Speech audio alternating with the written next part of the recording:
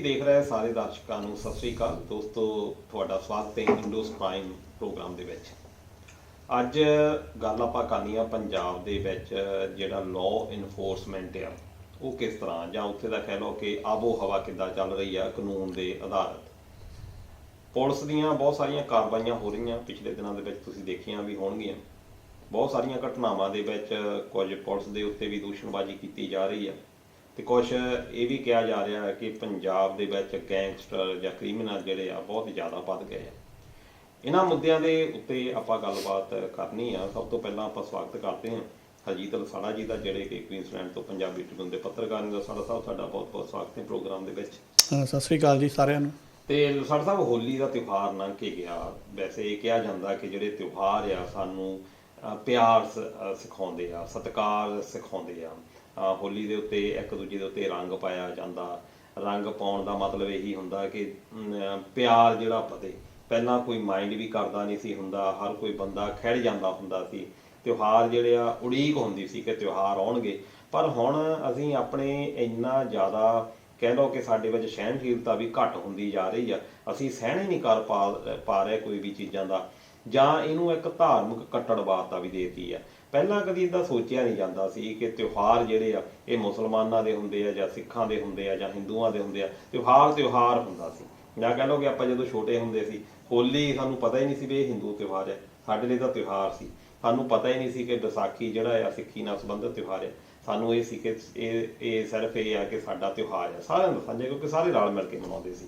ਪਰ ਹੋਲੀ ਦੇ ਉੱਤੇ ਜਿਸ ਤਰ੍ਹਾਂ ਦੇ ਨਾਲ ਇੱਦਾਂ ਦੀ ਖੇਡ ਖੇਡੀ ਗਈ ਆ ਧਾਰਮਿਕ ਕੱਟੜਵਾਦਤਾ ਦੀ, ਕਿ ਪਹਿਲਾਂ ਯੂਪੀ ਬਿਹਾਰ ਦੇ ਵਿੱਚ ਤਾਂ ਇੱਦਾਂ ਦੀਆਂ ਘਟਨਾਵਾਂ ਹੁੰਦੀਆਂ ਸੀ ਕਿ ਜਿਹੜਾ ਮੁਸਲਮਾਨ ਹਿੰਦੂ ਵਾਲਾ ਕੰਮ ਹੋ ਗਿਆ। ਪੰਜਾਬ ਵਿੱਚ ਵੀ ਦੇਖਣ ਨੂੰ ਮਿਲਿਆ। ਕਿਹੋ ਜਿਹਾ ਦੇਖ ਰਹੇ ਹੋ ਤੁਸੀਂ? ਦਲਜੀਤ ਜੀ, ਤੁਸੀਂ ਯੂਪੀ ਦਾ ਨਾਲ ਨਾਂ ਲਿਆ। ਯੂਪੀ ਬਿਹਾਰ ਦੇ ਵਿੱਚ ਹੁੰਦੀਆਂ ਸੀ, ਪਰ ਹੁਣ ਨਹੀਂ ਹੁੰਦੀਆਂ। ਉਹ ਕੜਕੜ ਹੁੰਦੀਆਂ ਹੋਣਗੀਆਂ, ਪਰ ਇਹੋ ਜਿਹੇ ਅਹਿਮ ਮੌਕਿਆਂ ਦੇ ਉੱਪਰ ਜੇ ਆਪਾਂ ਇਕੱਲੀ ਯੂਪੀ ਦੀ ਗੱਲ ਕਰੀਏ, ਚਲੋ ਬਿਹਾਰ ਨੂੰ ਆਪਾਂ ਛੱਡ ਦਿੰਦੇ ਹਾਂ, ਉਹ ਤਾਂ ਲਾਗੇ ਦਾ ਆਪਣਾ ਯੂਪੀ ਦੇ ਵਿੱਚ ਮੇਰੇ ਖਿਆਲ ਨਹੀਂ ਹੋਣ ਦਿੰਦੇ ਹੈਗੇ। ਐਤਕੀ ਤਣਾਅ ਜ਼ਰੂਰ ਵਧੇ ਸੀ, ਟੈਨਸ਼ਨ ਜ਼ਰੂਰ ਸੀਗੀ ਜੋਗੀ ਉਹਨਾਂ ਨੂੰ, ਪਰ ਉਹਨਾਂ ਨੇ ਕੋਈ ਇਹੋ ਜਿਹੀ ਵਾਰਦਾਤ ਹੋਣ ਨਹੀਂ ਦਿੱਤੀ ਹੈਗੀ। ਸੋ ਯੂਪੀ ਵਾਲੇ ਤਾਂ ਸਾਡੇ ਨਾਲ ਹੋਵੇ ਸਿਆਣੇ ਹੋ ਗਏ ਆ। ਉਹ ਠੀਕ ਹੈ, ਚੱਲਦਾ ਰਹਿੰਦਾ ਸਾਰਾ ਕੁਝ ਧਰਮ ਦੇ ਨਾਂ 'ਤੇ, ਪਰ ਜਦੋਂ ਤਿਉਹਾਰਾਂ ਦੇ ਵਿੱਚ ਇਸ ਤਰ੍ਹਾਂ ਦਾ ਕੋਈ ਰੰਗ 'ਚ ਭੰਗ ਪੈ ਜਾਂਦਾ ਨਾ, ਉਹ ਫਿਰ ਉਹਦੇ ਨਤੀਜੇ ਬੁਰੇ ਆਉਂਦੇ ਆ। ਉੱਥੇ ਤਾਂ ਨਹੀਂ ਕੋਈ ਇੱਦਾਂ ਦੀ ਘਟਨਾ ਹੋਈ ਜਿਹਨੂੰ ਆਪਾਂ ਕੋਈ ਸੁਰਖੀਆਂ 'ਚ ਲੈ ਕੇ ਆਈਏ। ਹਿਮਾਚਲ ਦੇ ਵਿੱਚ ਉਹ ਸਾਬਕਾ ਵਿਧਾਇਕ ਦੇ ਘਰ ਹੋਲੀ ਵਾਲਾ ਦਿਨ ਆ, ਅਤੇ ਕੋਈ ਹੁਣ ਉਹਨੂੰ ਗੈਂਗਸਟਰ ਕਹੀਏ ਜਾਂ ਕੋਈ ਸਿਰਫਿਰਿਆ ਕਹੀਏ, ਕੀ ਕਹੀਏ ਪਤਾ ਨਹੀਂ ਕੀ ਕਹੀਏ, ਉਹਨੂੰ ਗੋਲੀਆਂ ਮਾਰ ਕੇ ਮਾਰ ਗਿਆ ਸਾਬਕਾ ਵਿਧਾਇਕ ਨੂੰ। ਜਾਣੀ ਬੜੀ ਕਹਿ ਲਓ ਕਿ ਇਹ ਨਮੋਸ਼ੀ ਵਾਲੀ ਗੱਲ ਆ। ਹਰਿਆਣੇ ਦੇ ਵਿੱਚ ਆਪਾਂ ਜੇ ਹਲਕਾ ਜਾਈਏ ਤਾਂ ਹਰਿਆਣੇ ਦੇ ਵਿੱਚ ਇੱਕ ਸਿਆਸਤਦਾਨ ਨੇ ਦੂਜੇ ਸਿਆਸਤਦਾਨ ਦੇ ਘਰ ਜਾ ਕੇ ਉਹਨੂੰ ਗੋਲੀ ਮਾਰਿਆ ਆ। ਇਹਦਾ ਮਤਲਬ ਹੁਣ ਇਹਨੂੰ ਕੀ ਦਈਏ ਵੀ ਇਹਨੂੰ ਰਾਜਨੀਤਿਕ ਕੋਈ ਰੰਜਿਸ਼ ਕਹੀਏ ਕਿ ਧਰਮ ਦੀ ਰੰਜਿਸ਼ ਰਹੀ ਗਈ ਹੈ, ਪਤਾ ਨਹੀਂ ਦੋਨੇ ਇਕੱਠੀਆਂ ਹੋ ਗਈਆਂ। ਚਲੋ ਖੈਰ, ਆਪਾਂ ਹੁਣ ਪੰਜਾਬ 'ਚ ਮੁੜ ਕੇ ਆਉਂਦੇ ਤਿਉਹਾਰਾਂ ਨੂੰ ਵਰਤਿਆ ਜਾਂਦਾ ਆਪਣੀ ਨਿੱਜੀ ਕਿਹੜਾ ਕੱਢਣ, ਸੁਰਖੀਆਂ ਉਹ 'ਚ ਮਿਲਦੀਆਂ, ਕਿਉਂਕਿ ਉਦੋਂ ਹਜੂਮ ਜ਼ਿਆਦਾ ਇਕੱਠਾ ਹੁੰਦਾ ਆ। ਫਿਰ ਉਹ ਤੁਹਾਨੂੰ ਪਤਾ ਜਦੋਂ ਹਜੂਮ ਹੈ ਉਹਦੇ ਵਿੱਚ ਦਿਮਾਗ ਘੱਟ ਕੰਮ ਕਰਦਾ ਹੁੰਦਾ, ਉਹਦੇ ਵਿੱਚ ਹੱਥ ਪੈਰ ਜ਼ਿਆਦਾ ਕੰਮ ਕਰਦੇ ਆ। ਫਿਰ ਉਹ ਚੀਜ਼ਾਂ ਇਹਨਾਂ ਨੂੰ ਚਾਹੀਦੀਆਂ ਹੁੰਦੀਆਂ ਕਿ ਹੋ ਹੱਲਾ ਬਣ ਜਾਵੇ। ਅਤੇ ਜਦੋਂ ਵੀ ਜਾਂ ਤਾਂ ਹੋ ਹੱਲੇ 'ਚ ਵੰਡੀ ਜਾਂਦੀ ਆ, ਫਿਰ ਤਾਂ ਉਹਨਾਂ ਦੇ ਕੰਮ ਆਪਣੇ ਪੂਰੇ ਹੋ ਹੀ ਜਾਂਦੇ ਆ।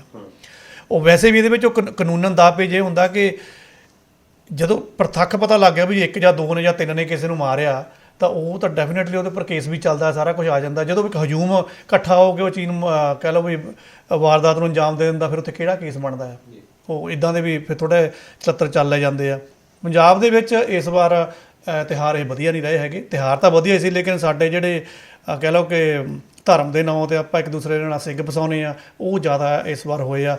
ਲੁਧਿਆਣੇ ਦੇ ਵਿੱਚ ਹੋਏ ਆ, ਅਤੇ ਉਹ ਜਿਹੜੀ ਫਿਰ ਮੰਦਭਾਗੀ ਘਟਨਾ ਹੈ, ਤਾਂ ਮੇਰੇ ਖਿਆਲ ਉਹਨੂੰ ਆਪਣੀ ਚਰਚਾ ਦਾ ਵਿਸ਼ਾ ਜ਼ਰੂਰ ਆ, ਉਹ ਕਰਨੀ ਚਾਹੀਦੀ ਆ। ਨਹੀਂ, ਲੁਧਿਆਣੇ ਵਿੱਚ ਜਿਹੜੇ ਦੇਖਿਆ ਗਿਆ ਕਿ ਇਹ ਸ਼ਾਇਦ ਪਹਿਲੀ ਵਾਰੀ ਇੱਦਾਂ ਹੋਇਆ ਕਿ ਇੱਕ ਯੂਨੀਅਨ ਮਿਨਿਸਟਰ ਆਉਂਦਾ ਆ ਕੇ ਗਿਰੀਰਾਜ ਸਿੰਘ, ਤੇ ਆ ਕੇ ਉਹ ਸਪੀਚ ਜਿਹੜੀ ਦਿੰਦਾ, ਤੇ ਉਹ ਜਿਹੜਾ ਸਪੀਕਰ ਦੇ ਉੱਤੇ ਪੁਲਿਸ ਕਮਿਸ਼ਨਰ ਨੂੰ ਫੋਨ ਕਰ ਰਿਹਾ ਕਿ ਤੁਸੀਂ ਸਾਡੀ ਧਿਰ ਦੀ ਜਿਹੜੀ, ਜਾਂ ਇੱਕ ਧਿਰ ਦੀ ਜਿਹੜੀ ਸੁਣਵਾਈ ਕਰਦੇ ਆ, ਦੂਜੀ ਧਿਰ ਦੀ ਜਿਹੜੀ ਸੁਣ ਨਹੀਂ ਰਹੇ ਤੁਸੀਂ, ਤੁਹਾਡਾ ਜਿਹੜਾ ਵਤੀਰਾ ਆ ਉਹ ਪੱਖਪੂਰਨ ਵਾਲਾ ਆ। ਜੇ ਤੁਸੀਂ ਕਹਿ ਲਓ ਵੀ ਗਿਰੀਰਾਜ ਸਿੰਘ ਜਿਹੜੇ ਕਿ ਸਾਡੀ ਸਟੇਟ ਦੇ ਵੀ ਹੈ ਨਹੀਂਗੇ, ਉੱਥੋਂ ਆ ਕੇ ਇੱਥੇ ਆ ਕੇ ਇਹ ਗੱਲਾਂ ਕਰਦੇ ਆ, ਕਿੱਥੇ ਤੱਕ ਸਵੀਕਾਰਨਯੋਗ ਆ? ਦੇਖੋ, ਇਹਦੇ ਵਿੱਚ ਤਾਂ ਫਿਰ ਮੈਂ ਜਿੱਦਾਂ ਪਹਿਲਾਂ ਵੀ ਕਿਹਾ ਸੀ ਨਾ ਵੀ ਦੋਨੇ ਫੈਕਟਰ ਇਕੱਠੇ ਹੋ ਜਾਂਦੇ ਆ। ਇੱਕ ਤਾਂ ਆਪਣੀ ਕਹਿ ਲਓ ਕਿ ਜਿਹੜੀ ਉਹਨਾਂ ਨੇ ਇੱਕ ਧਾਰਿਆ ਹੁੰਦਾ ਨਾ ਵੀ ਆਪਣੇ ਗਿਣ ਮਿੱਥ ਕੇ ਰਾਜਨੀਤੀ ਕਰਨੀ ਆ, ਉਹ ਵੀ ਕਰ ਜਾਂਦੇ ਆ। ਪਰ ਜਦੋਂ ਫਿਰ ਇੱਦਾਂ ਦੇ ਦਿਨ ਤਿਉਹਾਰ ਚੱਕੇ ਜਾਂਦੇ ਆ, ਉਦੋਂ ਇਹ ਕੀਤੀ ਜਾਂਦੀ ਆ। ਫਿਰ ਲੱਗਦਾ ਵੀ ਨਹੀਂ, ਇਹ ਇਕੱਲੀ ਰਾਜਨੀਤੀ ਨਹੀਂ ਸੀ, ਇਹਦੇ ਵਿੱਚ ਧਰਮ ਨੂੰ ਵੀ ਬਖੂਬੀ ਵਰਤਿਆ ਗਿਆ ਆ। ਤੇ ਮੇਰੇ ਖਿਆਲ ਤਾਂ ਇਹਦੇ ਉੱਪਰ ਥੋੜਾ ਕਾਨੂੰਨ ਨੂੰ ਸਖਤ ਹੋਣਾ ਚਾਹੀਦਾ, ਪਰ ਕਾਨੂੰਨ ਤਾਂ ਆਪ ਫਸਿਆ ਪਿਆ ਆ ਆਪਣੇ ਦਾਇਰਿਆਂ ਦੇ ਵਿੱਚ, ਲੋਕਾਂ ਦੇ ਵਿੱਚ ਉਹਨੇ ਆਪਣਾ ਕਹਿ ਲਓ ਕਿ ਵਿਸ਼ਵਾਸ ਗਵਾਇਆ ਪਿਆ ਆ। ਤੇ ਜੇ ਕਿਤੇ ਉਹਨਾਂ ਨੂੰ ਕੋਈ ਕਾਮਯਾਬੀ ਮਿਲਦੀ ਆ ਤੇ ਉੱਥੇ ਉਹਦੀ ਪੀਸੀਆਂ ਦੇ ਵਿੱਚ ਸਾਡੇ ਮੁਖੀ ਇੰਨਾ ਜ਼ਿਆਦਾ ਵਧਾ ਚੜਾ ਕੇ ਪੁੱਛਦੇ ਆ, ਤੇ ਨਾਲ ਦੇ ਚਾਹੇ ਕਹਿ ਲਓ ਕਿ ਸ਼ਹਿਰ ਦੇ ਵਿੱਚ ਗੋਲੀਆਂ ਚੱਲਣ ਰਹੀਆਂ ਹੋਣ, ਪਰ ਉਹਨਾਂ ਨੂੰ ਉਹ ਨਹੀਂ ਦੱਸਦੀਆਂ ਨਹੀਂ। ਉੱਥੇ ਲੱਗਦਾ ਕਿ ਇਹ ਬਾਹਰੀ ਸ਼ਕਤੀਆਂ ਦਾ ਕੰਮ ਆ। ਜਿੱਥੇ ਕੋਈ ਮਾੜੀ ਮੋਟੀ ਪ੍ਰਾਪਤੀ ਹੋ ਗਈ ਆ, ਉਹ ਮਾੜੀ ਮੋਟੀ ਪ੍ਰਾਪਤੀ ਵੀ ਦਲਜੀਤ ਜੀ ਕੀ ਆ, ਲੋਕਾਂ ਨੂੰ ਪਤਾ ਹੀ ਆ ਕਿ ਉਹ ਕਹਿੰਦੇ ਨਾ ਮਿੱਥ ਕੇ ਪੈਂਚਰ ਲਾਉਣਾ, ਉਹ ਅੱਜ ਕੱਲ੍ਹ ਤਾਂ ਪੰਜਾਬ ਦੇ ਵਿੱਚ ਉਹੀ ਚੱਲਣ ਡਿਆ ਆ। ਨਹੀਂ, ਪੰਜਾਬ ਪੁਲਿਸ ਦਾ ਜਿਹੜਾ ਰਿਹਾ ਪਹਿਲਾਂ ਵੀ ਰੋਲ, ਖਾਸ ਤੌਰ ਦੇ ਉੱਤੇ ਜਦੋਂ ਇਹ ਕਾਲਾ ਦੌਰ ਚੱਲਿਆ 1984 ਤੋਂ ਪਹਿਲਾਂ ਤੋਂ ਲੈ ਕੇ 1992 ਦੇ ਤਕਰੀਬਨ ਇੰਨੇ ਕੁ ਵਕਫੇ ਦੇ ਵਿੱਚ ਪੰਜਾਬ ਪੁਲਿਸ ਨੂੰ ਖੁੱਲਾ ਹੈਂਡ ਦੇ ਦਿੱਤਾ ਗਿਆ। ਪਹਿਲਾਂ ਤਾਂ ਇਹੀ ਆ ਕਿ ਸਾਡੀ ਜਿਹੜੀ ਪੰਜਾਬ ਪੁਲਿਸ ਅਜੇ ਵੀ ਸ਼ਾਇਦ ਉਸੇ ਤਰੀਕੇ ਦੇ ਨਾਲ ਕੰਮ ਕਰਦੀ ਆ ਕਿ ਇਹਨਾਂ ਨੂੰ ਪਹਿਲੀ ਗੱਲ ਤਾਂ ਇਹ ਹੈ, ਇੱਕ ਜਦੋਂ ਬਾਦਲ ਸਰਕਾਰ ਸੀ ਸ਼ਾਇਦ ਉਦੋਂ ਉਹਨਾਂ ਨੇ ਕਿਹਾ ਸੀ ਵੀ ਜਦੋਂ ਸਰਕਾਰ ਜਿਹੜੀ ਪੁਲਿਸ ਆ ਉਹਨਾਂ ਦੀ ਬੋਲਬਾਣੀ ਆਪਾਂ ਸੁਧਾਰਨੀ ਆ, ਕਿਉਂਕਿ ਆਪਣੇ ਵਰਗੇ ਲੋਕ ਹੀ ਆ ਸਿਰਫ ਇੱਕ ਵਰਦੀ ਪਾ ਦਿੱਤੀ ਜਾਂਦੀ ਆ, ਉਹ ਵਰਦੀ ਪਾਉਣ ਦੇ ਨਾਲੇ ਜਿੱਦਾਂ ਹੁੰਦਾ ਹੈ ਕਿ ਉਹ ਕਵਚ ਮਿਲ ਜਾਂਦਾ ਵੀ ਉਹ ਇੱਕ ਤਾਂ ਰੁੱਖਾ ਬੋਲਣਾ ਸ਼ੁਰੂ ਕਰ ਦਿੰਦੇ ਆ। ਜੀ ਹੋ ਸਕਦਾ ਉਹਦੇ ਪਿੱਛੇ ਵੀ ਹੋਰ ਵੀ ਕਾਰਨ ਹੋਣ, ਵੀ ਲੰਬੀ ਡਿਊਟੀ ਆ ਜਾਂ ਕਿੱਦਾਂ, ਪਰ ਲੰਬੀ ਡਿਊਟੀ ਆਪਾਂ ਸਮਝ ਸਕਦੇ ਹਾਂ, ASI ਵਗੈਰਾ SHO ਬੜਾ ਕੰਮ ਚਲੋ ਫੀਲਡ ਦਾ ਕਰਦੇ ਆ, ਪਰ ਬੋਲਬਾਣੀ ਜਿਹੜੀ ਆ ਤੁਸੀਂ ਚਲੇ ਜਾਓ SP ਦਫ਼ਤਰ ਚਲੇ ਜਾਓ, SSP ਦਫ਼ਤਰ ਚਲੇ ਜਾਓ, ਤੁਹਾਡਾ ਕੋਈ RTI ਦਾ ਜਵਾਬ ਨਹੀਂ ਦਿੰਦਾ। ਜੇ ਤੁਸੀਂ ਕੰਪਲੇਂਟਾਂ ਕਰਦੇ ਆ ਇੱਕ ਦੂਜੇ ਦੀਆਂ, ਜਿਹਦਾ ਮਲਟੀ ਲੇਅਰਡ ਸਿਸਟਮ ਬਣਾਇਆ ਗਿਆ ਸੀ ਸੰਵਿਧਾਨ ਦੇ ਵਿੱਚ ਕਿ ਇੱਕ ਜਿਹੜਾ ASI ਉਹਦੇ ਉੱਤੇ SHO ਆ, ASI ਵਧੀਆ ਕੰਮ ਨਹੀਂ ਕਰਦਾ ਉਹਦੀ SHO ਦੇ ਕੋਲ ਕੰਪਲੇਂਟ ਕਰੋ, SHO ਵਧੀਆ ਕੰਮ ਨਹੀਂ ਕਰਦਾ ਉਹਨੂੰ DSP ਦੇ ਕੋਲ ਕੰਪਲੇਂਟ ਕਰੋ, DSP ਵਧੀਆ ਕੰਮ ਨਹੀਂ ਕਰਦਾ ਉਹਦੀ SP ਦੇ ਕੋਲ ਕਰੋ, SP ਦੀ SSP ਕੋਲ ਕਰੋ। ਇੱਕ ਮਲਟੀ ਲੇਅਰਡ ਬਣਾ ਦਿੱਤਾ ਗਿਆ ਕਿ ਥੱਲੜੇ ਨੂੰ ਬੰਦਾ ਰੋਕੂਗਾ। ਪਰ ਇਹਨਾਂ ਦਾ ਆਪਸ ਵਿੱਚ ਐਡਾ ਸ਼ਾਇਦ ਤਾਂ ਇਹ ਸਮਝੌਤਾ ਹੋ ਗਿਆ ਵੀ ਉੱਪਰਲੇ ਅਫਸਰਾਂ ਤੋਂ ਪੂਰਾ ਜ਼ੋਰ ਲੱਗ ਜਾਂਦਾ ਆ ਕਿ ਚਾਹੇ ਕ੍ਰਿਮੀਨਲ ਵੀ ਹੈਗਾ ਆ ਪੁਲਿਸ ਵਾਲਾ, ਬੋਲਬਾਣੀ ਤੁਸੀਂ ਜਾ ਕੇ ਦੇਖੋ ਦਫ਼ਤਰਾਂ ਦੇ ਵਿੱਚ ਕਿਸੇ ਵੀ ਚਲੇ ਜਾਓ ਵੱਡੇ ਸ਼ਹਿਰਾਂ ਦੇ ਵਿੱਚ, ਉੱਥੇ SP ਬੈਠੇ ਆ, SSP ਬੈਠੇ ਆ, ਇਕੱਠੇ ਹੀ ਆਉਂਦੇ ਆ। ਲੋਕ ਵੀ ਬਾਹਰ ਵਿਚਾਰੇ ਉਹ ਜਾਂਦੇ ਹੀ ਤਾਂ ਆ, ਉਹਨਾਂ ਦੀਆਂ ਪ੍ਰੋਬਲਮਸ ਕੀ ਹੁੰਦੀਆਂ ਵੀ FIR ਦਰਜ ਨਹੀਂ ਕੀਤੀ ਹੁੰਦੀ ਜਾਂ ਕੋਈ ਪੁਲਿਸ ਨੇ ਧੱਕਾ ਕੀਤਾ ਹੁੰਦਾ, ਇੱਦਾਂ ਦੀਆਂ ਸ਼ਿਕਾਇਤਾਂ ਹੁੰਦੀਆਂ। ਪਰ ਇੱਕ ਤਾਂ ਉਹ ਤੰਗ ਹੋ ਕੇ ਪੁਲਿਸ ਪਹਿਲਾਂ ਲੋਕ ਜਾਂਦੇ ਆ, ਪਰ ਇਹਨਾਂ ਦੀ ਆਪਸੀ ਜਿਹੜੀ ਬੋਲਬਾਣੀ ਜਿਹੜੀ ਆ ਬਹੁਤ ਜਾਣੀ ਘਟੀਆ ਦਰਜੇ ਦੇ ਉੱਤੇ ਲੱਗਦਾ ਹੀ ਨਹੀਂ ਵੀ ਇਹ ਬੰਦੇ ਜਿਹੜੇ ਆ ਐਡੇ ਵਧੀਆ ਟੈਸਟ ਜਿਹੜੇ ਪਾਸ ਕਰਕੇ ਇੱਥੇ ਤੱਕ ਪਹੁੰਚੇ ਆ, ਇੰਨਾ ਰੁੱਖਾ ਵਿਵਹਾਰ। ਤੇ ਖੈਰ ਇਹਦੇ ਵਿੱਚ ਹੁਣ ਚੱਲਦੇ ਆ ਤੇ ਇਹ ਜਿਹੜਾ ਪੰਜਾਬ ਪੁਲਿਸ ਦੀ ਮੈਂ ਇਹ ਜ਼ਰੂਰ ਦੱਸ ਦਵਾਂ ਕਿ ਪੰਜਾਬ ਪੁਲਿਸ ਦਾ ਰੈਂਕਿੰਗ ਜਿਹੜੀ ਆ ਤੇਲੰਗਾਨਾ ਨੰਬਰ 1 ਦੇ ਉੱਤੇ ਆ, ਜਿਹੜੀ ਇੰਡੀਆ ਪੂਰੇ ਦੀ ਪੁਲਿਸ ਆ ਕਿ ਤੇਲੰਗਾਨਾ ਦੀ ਬਹੁਤ ਵਧੀਆ ਕੰਮ ਕਰ ਰਹੀ ਆ, ਉਹਦੇ 6 ਪੁਆਇੰਟ ਦੇ ਕਰੀਬ ਹੈਗਾ ਆ। ਸਾਡੀ ਪੰਜਾਬ ਪੁਲਿਸ 13ਵੇਂ ਨੰਬਰ ਤੇ ਆ ਜੀ। ਇਹ ਤੋਂ ਸਾਨੂੰ ਪਤਾ ਲੱਗਦਾ ਕਿ ਅਸੀਂ ਵੈਸੇ ਦੇਖੋ ਪੰਜਾਬ ਜਿਹੜਾ ਆ 2001 ਤੱਕ GDP ਦੇ ਪੱਖੋਂ ਨੰਬਰ 1 ਸਟੇਟ ਭਾਵੇਂ ਹੁਣ ਨਹੀਂ ਰਹੇ, ਅਸੀਂ ਨੰਬਰ 1 ਤੱਕ ਰਿਹਾ, ਪਰ ਜੇ ਅਸੀਂ ਪੁਲਿਸ ਦੀ ਕੈਟੇਗਰੀ ਦੇ ਵਿੱਚ ਦੇਖੀਏ, ਪੁਲਿਸ ਦੇ ਵਿੱਚ ਸਾਡੀਆਂ ਬਹੁਤ ਕਹਿ ਲਓ ਵੀ ਪ੍ਰਾਪਤੀਆਂ ਵਧੀਆ ਨਹੀਂ ਹੈਗੀਆਂ। ਹੁਣ ਕੁਝ ਕਿੱਦਾਂ ਦੀਆਂ ਘਟਨਾਵਾਂ ਫੇਰ ਹੋ ਗਈਆਂ, ਪੰਜਾਬ ਪੁਲਿਸ ਦੇ ਉੱਤੇ ਫੇਰ ਕੁਐਸਚਨ ਲੱਗ ਰਿਹਾ ਆ ਵੀ ਇਹ ਵਧੀਆ ਕੰਮ ਨਹੀਂ ਕਰ ਰਿਹਾ, ਕਾਰਨ ਕੀ ਆ? ਕਾਰਨ ਦਲਜੀਤ ਜੀ ਦੇਖੋ, ਇਹਦੇ ਵਿੱਚ ਜੇ ਆਪਾਂ ਇਕੱਲੇ ਇੱਕੋ ਹੀ ਕਾਰਨ ਨੂੰ ਦੇਖੀਏ ਤਾਂ ਮੈਨੂੰ ਲੱਗਦਾ ਫਿਰ ਉਹ ਇੰਨਾ ਵਜਨਦਾਰ ਨਹੀਂ ਹੋਣਾ। ਕਾਰਨ ਤਾਂ ਬਹੁਤ ਜ਼ਿਆਦਾ ਆ। ਪਹਿਲੀ ਗੱਲ ਤਾਂ ਜਿਹੜਾ ਸਰਕਾਰ ਦੀ ਮਨੋਦਸ਼ਾ ਆ ਉਹ ਸਹੀ ਹੋਣੀ ਚਾਹੀਦੀ ਹੈ। ਦੂਸਰਾ, ਇਹਨਾਂ ਦੇ ਕੰਮਾਂ ਦੇ ਪ੍ਰਤੀ ਇਹਨਾਂ ਨੂੰ ਜਵਾਬਦੇਹ ਬਣਾਉਣਾ ਪੈਣਾ ਆ। ਸਰਕਾਰ ਹੁਣ ਜਿੱਦਾਂ ਗੱਲ ਤਾਂ ਵੈਸੇ ਹੁਣ ਚਲੋ ਹਾਸੇ ਹੀ ਨਿਕਲ ਜਾਣੀ ਆ, ਪਰ ਉਹਦਾ ਮਤਲਬ ਆ ਕੋਈ ਸਰਕਾਰ ਜਿੱਦਾਂ ਆਪਣੇ ਟੀਚਰਾਂ ਨੂੰ, ਸਰਕਾਰੀ ਟੀਚਰਾਂ ਨੂੰ ਸਿੰਗਾਪੁਰ ਭੇਜਦੀ ਆ ਗਰੁੱਪ ਬਣਾ ਕੇ। ਹੁਣ ਵੀ ਇੱਕ ਗਰੁੱਪ ਗਿਆ ਹੋਇਆ, ਮੇਰੇ ਖਿਆਲ ਆਉਣੇ ਵਾਲਾ ਹੋਣਾ ਆ ਉਹ। ਅਤੇ ਮੈਨੂੰ ਲੱਗਦਾ ਵੀ ਜਿਹੋ ਜਿਹਾ ਇਹਨਾਂ ਦੀ ਮਨੋਦਸ਼ਾ ਪੰਜਾਬ ਪੁਲਿਸ ਦੀ ਹੋ ਗਈ ਆ, ਇਹਨਾਂ ਨੂੰ ਵੀ ਸਿੰਗਾਪੁਰ ਪੁਲਿਸ ਕੋਲ ਭੇਜਿਆ ਕਰਨਾ, ਜਾਣਾ ਪਿਆ ਕਰਨਾ ਵੀ ਤੁਸੀਂ ਉੱਥੇ 4-5 ਕਲਾਸਾਂ ਲਾ ਕੇ ਲਿਆਓ, ਘੱਟ ਤੋਂ ਘੱਟ ਜੇ ਹੋਰ ਕੁਛ ਨਹੀਂ ਕਰਨਾ ਹੈਗਾ ਲੋਕਾਂ ਨਾਲ ਚੰਗਾ ਬੋਲਤਾ ਲਾਓ। ਬੋਲਣਾ ਤਾਂ ਜ਼ਰੂਰ। ਹੁਣ ਇਹਦੇ ਵਿੱਚ ਪੁਲਿਸ ਵਾਲਿਆਂ ਨੂੰ ਜੇ ਪੁੱਛਦੇ ਆ ਜਾਂ ਉਹਨਾਂ ਦੇ ਡਿਪਾਰਟਮੈਂਟ ਪੁੱਛਦੇ, ਕਹਿੰਦੇ ਸਾਡੇ ਤੇ ਤਾਂ ਜਾਣੀ ਕੰਮ ਦਾ ਬੋਝ ਇੰਨਾ ਵੀ ਸਾਡਾ ਤਾਂ ਕਹਿੰਦੇ ਵੀ ਸੁਭਾਅ ਇਹੋ ਜਿਹਾ ਹੋ ਗਿਆ ਹੈ। ਸੁਭਾਅ ਆ, ਪਰ ਜਦੋਂ ਰਿਸ਼ਵਤਬਾਜ਼ੀ ਬਹੁਤ ਚੱਲ ਰਹੀ ਆ, ਨੋ ਡਾਊਟ ਕਿ ਇਹ ਜਿਹੜੇ ਸਾਡੇ ਦੋਸਤ ਆ ਸੁਣਦੇ ਹੋਣਗੇ, ਕੋਈ ਵੀ ਦਾਅਵੇਦਾਰ ਨਾਲ ਨਹੀਂ ਕਹਿ ਸਕਦਾ ਕਿ ਪੰਜਾਬ ਪੁਲਿਸ ਦੇ ਵਿੱਚ ਕੋਈ ਬੰਦਾ ਕਰਪਸ਼ਨ ਨਹੀਂ ਲੈਂਦਾ ਜੀ। ਉਹਦੇ ਵਿੱਚ ਤਾਂ ਤੁਸੀਂ ਰਹਿ ਹੀ ਨਹੀਂ ਸਕਦੇ, ਇੱਦਾਂ ਦਾ ਇੱਕ ਨੈਕਸਸ ਉਹਦੇ ਵਿੱਚ ਇਮਾਨਦਾਰ ਬੰਦੇ ਨੂੰ ਹੀ ਪਾ ਦਿਓ, ਉਹ ਸਰਵਾਈਵ ਹੀ ਨਹੀਂ ਕਰ ਪਾਉਂਦਾ, ਇੰਨਾ ਇੱਦਾਂ ਦਾ ਜ਼ਿਆਦਾ ਹੈਗਾ ਉਹਦੇ ਵਿੱਚ ਸਰਕਾਰ ਦੀਆਂ ਨਲਾਇਕੀਆਂ। ਪਰ ਇੱਕ ਇਹ ਵੀ ਗੱਲ ਉੱਡਣ ਲੱਗ ਗਈ ਆ ਕਿ ਜਿਹੜੇ ਪੁਲਿਸ ਵਾਲੇ ਵੀ ਆ ਉਹ MLA ਦੀ ਮੰਨਦੇ ਹੀ ਕੋਈ ਨਹੀਂ, ਇਹ ਵੀ ਕੁਝ ਸੱਚਾਈ ਹੈ। ਦੇਖੋ ਦਲਜੀਤ ਜੀ, MLA ਦੀ ਜੇ ਆਪਾਂ ਪਾਵਰ ਦੇਖਣੀ ਹੋਵੇ ਸੰਵਿਧਾਨਕ ਤੌਰ ਤੇ, ਪਾਵਰ ਤਾਂ ਕੋਈ ਨਹੀਂ, ਪਾਵਰ ਕੋਈ ਨਹੀਂ ਹੈਗੀ, ਇਹ ਪੁਲਿਸ ਵਾਲਿਆਂ ਨੂੰ ਵੀ ਪਤਾ ਹੀ ਆ। ਇੱਕ MP ਦਾ ਫਿਰ ਵੀ ਦਬਦਬਾ ਹੁੰਦਾ ਕਿਉਂਕਿ ਉਹ ਥੋੜਾ ਪੈਸਾ ਵੀ ਹੁੰਦਾ ਆ। ਉਹ ਪੈਸੇ ਦੇ ਨਾਲ ਪੂਰੇ ਦੇ ਪੂਰੇ ਕਹ ਲਓ ਵੀ ਖਿੱਤੇ ਨੂੰ ਖਿੱਚ ਸਕਦਾ ਆ, ਜਾਂ ਕਿਸੇ ਖਾਸ ਪਿੰਡ ਨੂੰ ਵੀ ਖਿੱਚ ਸਕਦਾ ਵੀ ਜੇ ਤੁਸੀਂ ਕੁਝ ਕਰਨਾ ਆ ਤਾਂ ਤੁਹਾਨੂੰ ਉਹਦੀ ਗਰਾਂਟਾਂ ਨਹੀਂ ਆਉਣੀਆਂ। ਸੋ ਪਿੰਡ ਤਾਂ ਉਹਦੇ ਲਈ ਇੱਕ ਬਹੁਤ ਛੋਟੀ ਚੀਜ਼ ਆ। MLA ਦੀ ਪਾਵਰ ਕੀ ਆ? MLA ਨੇ ਤਾਂ ਜਸਟ ਇੱਕ ਇਲਾਕੇ ਦੇ ਕਹਿ ਲਓ ਕਿ ਜੋ ਵੀ ਗੁਣਾ ਤਕਸੀਮ ਹੈਗੀ ਆ, ਕੋਈ ਸਮੱਸਿਆ ਹੈਗੀ ਆ, ਉਹਨੂੰ ਜਾ ਕੇ ਆਪਣੇ ਵਿਧਾਨ ਸਭਾ ਦੇ ਵਿੱਚ ਉਠਾਉਣਾ ਆ। ਮਾਫ ਕਰਨਾ, MP ਉਹਨੂੰ ਸੁਣ ਲਏਗਾ, ਜਾਂ ਉਹ ਜਿਹੜੀ ਉਹਨੇ ਗੱਲ ਹੋ ਕਹੀ ਆ ਉਹ ਜਾ ਕੇ ਗਾਹਾਂ ਜਾਊਗੀ ਪਾਰਲੀਮੈਂਟ ਦੇ ਵਿੱਚ ਡਿਸਕਸ ਹੋਣ ਲਈ। ਉਹ ਕਿੰਨੀ ਕੁ ਆਪ ਜਾ ਕੇ ਕਹਿੰਦੇ ਤੇ ਕਿੰਨੀ ਕੁ ਡਿਸਕਸ ਹੁੰਦੀ ਆ, ਉਹ ਤਾਂ ਮਤਲਬ ਕਿ ਕੁਝ ਹੈ ਹੀ ਨਹੀਂ। ਸੁਧਾਰਾਂ ਦੇ ਉੱਤੇ ਗੱਲ ਜਿਹੜੀ ਆ ਉਹ ਖੁਦ ਨਹੀਂ ਇਹ ਗੱਲ ਕਰਦੇ ਹੈਗੇ। ਇਸੇ ਹੀ ਕਰਕੇ ਜਦੋਂ ਲੋਕਾਂ ਦੇ ਵਿੱਚ ਜਿਹੜੇ ਇਹ ਆਪਣੇ ਵਿਧਾਇਕ ਹੁੰਦੇ ਆ, ਇਹਨਾਂ ਦੇ ਵਿੱਚ ਜਦੋਂ ਕੋਈ ਤਾਲਮੇਲ ਨਹੀਂ ਰਹਿੰਦਾ, ਇੱਕ ਦੂਸਰੇ ਦੇ ਸ਼ੱਕੀ ਰਹਿੰਦੇ ਆ ਕਿ ਮੈਂ ਤੈਨੂੰ ਖਾਣਾ ਆ, ਉਹ ਕਹਿੰਦਾ ਮੈਂ ਤੈਨੂੰ ਖਾਣਾ ਆ, ਫਿਰ ਉੱਥੇ ਜਿਹੜੀ ਵੇਲ ਮਿਲਦੀ ਆ, ਵੇਲ ਹਮੇਸ਼ਾ ਫਿਰ ਮਾਫੀਆ ਲੈ ਕੇ ਜਾਂਦਾ ਆ। ਤੇ ਮਾਫੀਆ ਜਦੋਂ ਉਹਨਾਂ ਵੇਲਾਂ ਦੇ ਵਿੱਚ ਵੜ ਜਾਂਦਾ ਆ, ਉਹ ਚਾਹੇ ਉਹ ਰੇਤ ਮਾਫੀਆ, ਚਾਹੇ ਪੈਸੇ ਦਾ, ਚਾਹੇ ਗੈਂਗਸਟਰ, ਜਾਂ ਜੋ ਵੀ ਆ ਜਿਹੜਾ ਮਾਫੀਆ ਆ, ਉਹ ਫਿਰ ਜਦੋਂ ਇੱਕ ਵਾਰ ਵੜ ਗਿਆ ਵਿੱਚ, ਉਹਨੇ ਇਹਨਾਂ ਦੋਨਾਂ ਧਿਰਾਂ ਨੂੰ ਕਾਣਾ ਕਰਕੇ ਚੱਲਣਾ ਆ। ਜਦੋਂ ਤੱਕ ਇਹ ਦੋਨੋਂ ਧਿਰਾਂ ਕਾਣੀਆਂ ਨਹੀਂ ਹੁੰਦੀਆਂ ਹੈਗੀਆਂ, ਉਦੋਂ ਤੱਕ ਉਹਨਾਂ ਦਾ ਨੈਕਸਸ ਨਹੀਂ ਚੱਲਦਾ, ਔਰ ਉਹ ਪੰਜਾਬ 'ਚ ਚੱਲ ਰਿਹਾ ਆ। ਹੁਣ ਲੋਕਾਂ ਨੂੰ ਤਾਂ ਹੁਣ ਇਹ ਹੁੰਦਾ ਵੀ ਯਾਰ ਜਾਈਏ ਤਾਂ ਜਾਈਏ ਕਿੱਥੇ? ਸੰਸਦ ਕੋਲ ਜਾਈਏ, ਵਿਧਾਇਕ ਕੋਲ ਜਾਈਏ, ਪੁਲਿਸ ਵਾਲਿਆਂ ਕੋਲ ਜਾਈਏ, ਕਿੱਥੋਂ ਜਾਈਏ? ਤੇ ਜੇ ਕੋਈ CM ਤੱਕ ਗੁਹਾਰ ਲਾਉਂਦਾ ਹੀ ਆ, ਲਾਉਣੇ ਵਾਲੇ ਲਾ ਵੀ ਦਿੰਦੇ ਆ, ਮਸਲਾ ਕੋਈ ਹੋਰ ਹੁੰਦਾ ਉਹਨਾਂ ਦਾ। ਤੇ ਪਰ CM ਤੱਕ ਮੈਨੂੰ ਨਹੀਂ ਲੱਗਦਾ ਕਿ ਗੱਲ ਜਿਹੜੀ ਪਹੁੰਚਦੀ ਹੈ, ਕਿਉਂਕਿ ਇੱਕ ਬੰਦਾ ਆ, ਆਪਾਂ ਸਾਰਿਆਂ ਨੇ ਟੇਕ ਉਹਦੇ ਤੇ ਰੱਖੀ ਆ, ਇੱਕ ਬੰਦੇ ਦੇ। ਜੀ। ਜਦ ਕਿ ਜਿਹੜਾ ਹੁਣ 12,500 ਦੇ ਕਰੀਬ ਜਿਹੜੇ ਪਿੰਡ ਹੀ ਆ ਇਕੱਲੇ ਪੰਜਾਬ ਦੇ ਵਿੱਚ, ਸ਼ਹਿਰ ਲਾ ਲਓ, ਛੋਟੇ ਕਸਬੇ ਲਾ ਲਓ, ਹੁਣ ਇੱਕ ਬੰਦਾ ਕੀ ਕਰ ਸਕਦਾ ਇਹਦੇ ਵਿੱਚ? ਤਾਂ ਗੱਲ ਤਾਂ ਇਸ ਦੀ ਆ ਵੀ ਸਿਸਟਮ ਜਿਹੜਾ ਆ, ਸੁਧਾਰ ਜਿਹੜਾ ਉਹਦੇ ਵਿੱਚ ਮੰਗ ਕਰਦਾ ਕਿ ਉਹ ਜਿਹੜੇ ਪ੍ਰਸ਼ਾਸਨਿਕ ਅਧਿਕਾਰੀ, ਆਪਾਂ ਟਾਰਗੇਟ ਜਦੋਂ ਵੀ ਕਰਦੇ ਆ, ਉਹ ਆਪਾਂ ਟਾਰਗੇਟ ਕਰਦੇ ਆ ਇੱਕ ਲੀਡਰ ਨੂੰ, ਇੱਕ MLA ਨੂੰ, ਇੱਕ MP ਨੂੰ। ਅਸੀਂ ਕਦੀ SSB ਨੂੰ ਤਾਂ ਟਾਰਗੇਟ ਹੀ ਨਹੀਂ ਕੀਤਾ, ਅਸੀਂ ਕਦੀ DC ਨੂੰ ਟਾਰਗੇਟ ਨਹੀਂ ਕੀਤਾ, ਅਸੀਂ ਕਦੀ BDO ਨੂੰ ਟਾਰਗੇਟ ਨਹੀਂ ਕੀਤਾ। ਉਹ ਬੰਦੇ ਦਾ ਅਸਲ ਦੇ ਵਿੱਚ ਜੇ ਕਹਦੇ ਹੋ, ਜੇ ਸਿੱਧੀ ਭਾਸ਼ਾ ਦੇ ਵਿੱਚ ਗੰਦ ਪਾਉਣ ਵਾਲੇ ਤਾਂ ਇਹ ਹੈਗੇ ਆ, ਜਿਹੜੇ ਕਿ ਉਸ ਜਿਹੜੇ ਸਿਸਟਮ ਨੂੰ ਖਰਾਬ ਕਰ ਰਹੇ ਆ। ਜੀ। ਹੁਣ ਆਪਾਂ ਉਹਦੇ ਵਿੱਚ ਨਾ ਜਿਹੜਾ ਆ ਸਿੱਧਾ ਆਪਾਂ ਦੂਜਾ ਕਰਦੇ ਨੇ, ਇਹਨਾਂ ਦੀਆਂ ਪ੍ਰਾਪਰਟੀਆਂ ਦੀ ਜਾਂਚ ਨਹੀਂ ਹੁੰਦੀ ਪ੍ਰੋਪਰ ਤਰੀਕੇ ਦੇ ਨਾਲ, ਜਾਂ ਇਹਨਾਂ ਦੇ ਕੋਲ ਕੀ ਬਣਿਆ ਆ ਬਾਹਰ ਵਿਦੇਸ਼ਾਂ ਦੇ ਵਿੱਚ, ਆਪਾਂ ਜਿਹੜੇ ਲੀਡਰ ਆ ਉਹਨਾਂ ਦੀ ਤਾਂ ਆਪਾਂ ਕਰ ਦਿੰਦੇ ਆ।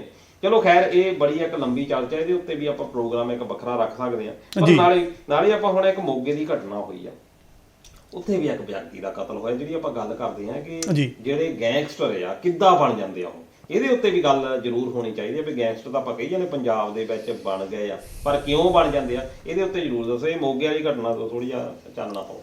ਦਲਜੀਤ ਜੀ, ਸ਼ਿਵ ਸੈਨਾ ਦਾ ਬੰਦਾ ਕਹਿ ਲਓ, ਉਹਨਾਂ ਦਾ ਕੋਈ ਕਾਰਕੁਨ ਕਹਿ ਲਓ, ਜਿਹੜਾ ਤੁਹਾਨੂੰ ਉਸ ਕਹਿ ਲਓ ਕਿ ਜਿੰਨੇ ਵੀ ਉਹ ਮੈਂਬਰ ਨੇ ਉਹਦੇ ਥੱਲੇ ਚੱਲਦੇ, ਉਹਨਾਂ ਦਾ ਇੱਕ ਆਗੂ, ਚਲੋ ਆਪਾਂ ਆਗੂ ਬੰਦਾ ਕਹਿ ਦਿੰਦੇ ਹਾਂ, ਨਾਂ ਸੀਗਾ ਜੀ ਉਹਨਾਂ ਦਾ ਮੰਗਤ ਮੰਗਾ, ਠੀਕ ਆ ਜੀ। ਹੁਣ ਮੋਗੇ ਦੇ ਵਿੱਚ ਇਹ ਘਟਨਾ ਹੋਈ ਆ ਫਾਇਰਿੰਗ ਦੀ, ਇਹਨਾਂ ਦੇ ਉੱਪਰ ਫਾਇਰਿੰਗ ਹੋਈ ਆ।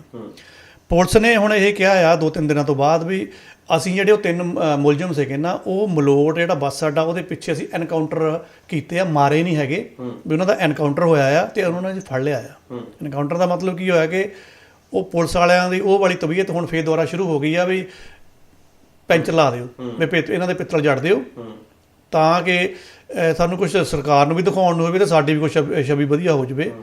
ਤੇ ਉਹ ਉਹੀ ਚੀਜ਼ ਹੋਈ ਆ। ਹੁਣ ਪਹਿਲੀ ਗੱਲ ਤਾਂ ਇਹ ਆ ਕਿ ਘਟਨਾ ਹੋਈ ਕਿੱਦਾਂ ਆ।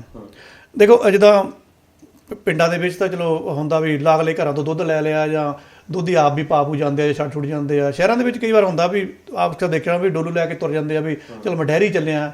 ਉਹ ਕਹਿੰਦੇ ਵੀ ਮੰਗਾ ਜਿਹੜਾ ਸੀਗਾ ਡੈਰੀ ਦੁੱਧ ਲੈਣ ਗਿਆ, ਤੇ 3 ਨੌਜਵਾਨ ਸੀਗੇ ਜਿਨ੍ਹਾਂ ਨੇ ਇਹਨੂੰ ਤਾੜ ਦੇ ਵਿੱਚ ਲਿਆ ਹੋਇਆ ਸੀਗਾ, ਉਹਨਾਂ ਨੇ ਇੱਥੇ ਫਾਇਰਿੰਗ ਕੀਤੀ ਹੈ। ਉਦੋਂ ਇਹ ਗਿਆ ਬਾਅਦ 'ਚ। ਹੁਣ ਇਸ ਘਟਨਾਕ੍ਰਮ ਦੇ ਵਿੱਚ ਕਿਸੇ ਨੇ ਇਹ ਚੰਗੀ ਤਰ੍ਹਾਂ ਨਹੀਂ ਹਜੇ ਤੱਕ ਦੱਸਿਆ ਕਿ ਉਹ ਜਿਹੜੀ ਪਹਿਲੀ ਫਾਇਰਿੰਗ ਹੋਈ ਸੀ ਉਦੋਂ ਗੋਲੀ ਇੱਕ ਬੱਚੇ ਦੀ ਲੱਤ 'ਚ ਵੀ ਲੱਗੀ ਆ, ਪੈਰ 'ਚ, ਲੱਤ ਦੇ ਵਿੱਚ। ਉਹ ਵੈਸੇ ਬੱਚਾ ਕਹਿੰਦੇ ਅਸੀਂ ਜਿੰਦਾ ਆ, ਪਰ ਉਹਦੀ ਕੀ ਪੈਰ ਵੀ ਹੋ ਰਹੀ ਆ ਉਹਦੇ ਬਾਰੇ ਕੋਈ ਚਰਚਾ ਨਹੀਂ ਕਰ ਰਿਹਾ ਹੈਗਾ। ਚਰਚਾ ਸਿਰਫ ਇਹ ਕਰ ਰਿਹਾ ਕਿ ਮੰਗਤ ਰਾਏ ਨੂੰ ਉਹਨਾਂ ਨੇ ਫਿਰ ਭਜਾਇਆ, ਉੱਥੋਂ ਭੱਜਿਆ ਮੰਗਤ ਰਾਏ, ਉਹਦੇ ਮਗਰ ਇਹ ਗਏ ਆ ਤੇ ਘੇਰ ਕੇ ਉਹਨੂੰ ਭਜਾ ਕੇ ਫਿਰ ਇਹਨੂੰ ਮਾਰਿਆ ਗੋਲੀਆਂ ਮਾਰ ਕੇ। ਤੇ ਹੁਣ ਜਦ ਪੁਲਿਸ ਕਹਿੰਦੀ ਆ ਵੀ ਅਸੀਂ ਐਨਕਾਊਂਟਰ ਕਰਕੇ ਉਹਨਾਂ ਨੂੰ ਫੜ ਲਿਆ ਤੇ ਉਹਨਾਂ ਦੇ ਤਸਦੀਕ ਉਹਨਾਂ ਨੇ ਪੁੱਛਿਆ, ਤੇ ਉਹ ਕਹਿੰਦੇ ਆ ਵੀ ਦੇਖੋ ਅਸੀਂ ਸਾਡੇ ਜਿਹੇ 'ਚ ਨਹੀਂ ਸੀਗਾ ਕਿ ਅਸੀਂ ਇਦਾਂ ਦਾ ਕੋਈ ਕਤਲ ਕਰਨਾ ਹੈ। ਪੁਲਿਸ ਦੇ ਹੱਥ ਆ ਜਾਂਦੇ ਸ਼ਾਇਦ ਇਹ ਗੱਲ ਬਾਹਰ ਹੀ ਨਾ ਆਉਂਦੀ ਜੀ, ਉਹ ਤਾਂ ਪਹਿਲਾਂ ਹੀ ਲਾਈਵ ਹੋ ਗਿਆ, ਸਾਰੀਆਂ ਗੱਲਾਂ ਦੱਸੀਆਂ। ਪੁਲਿਸ ਕੋਲ ਬੰਦਾ ਤਾਂ ਉਹ ਤਾਂ ਆਪਣੇ ਹਿਸਾਬ ਦੇ ਨਾਲ ਹੀ ਬੁਲਾਉਂਦੇ ਆ ਵੀ ਕੋਈ ਬਾਹਰ ਕੀ ਜੀ। ਉਹੀ ਉਸੇ ਚੀਜ਼ ਦੇ ਉੱਪਰ ਆਉਂਦੇ ਆ।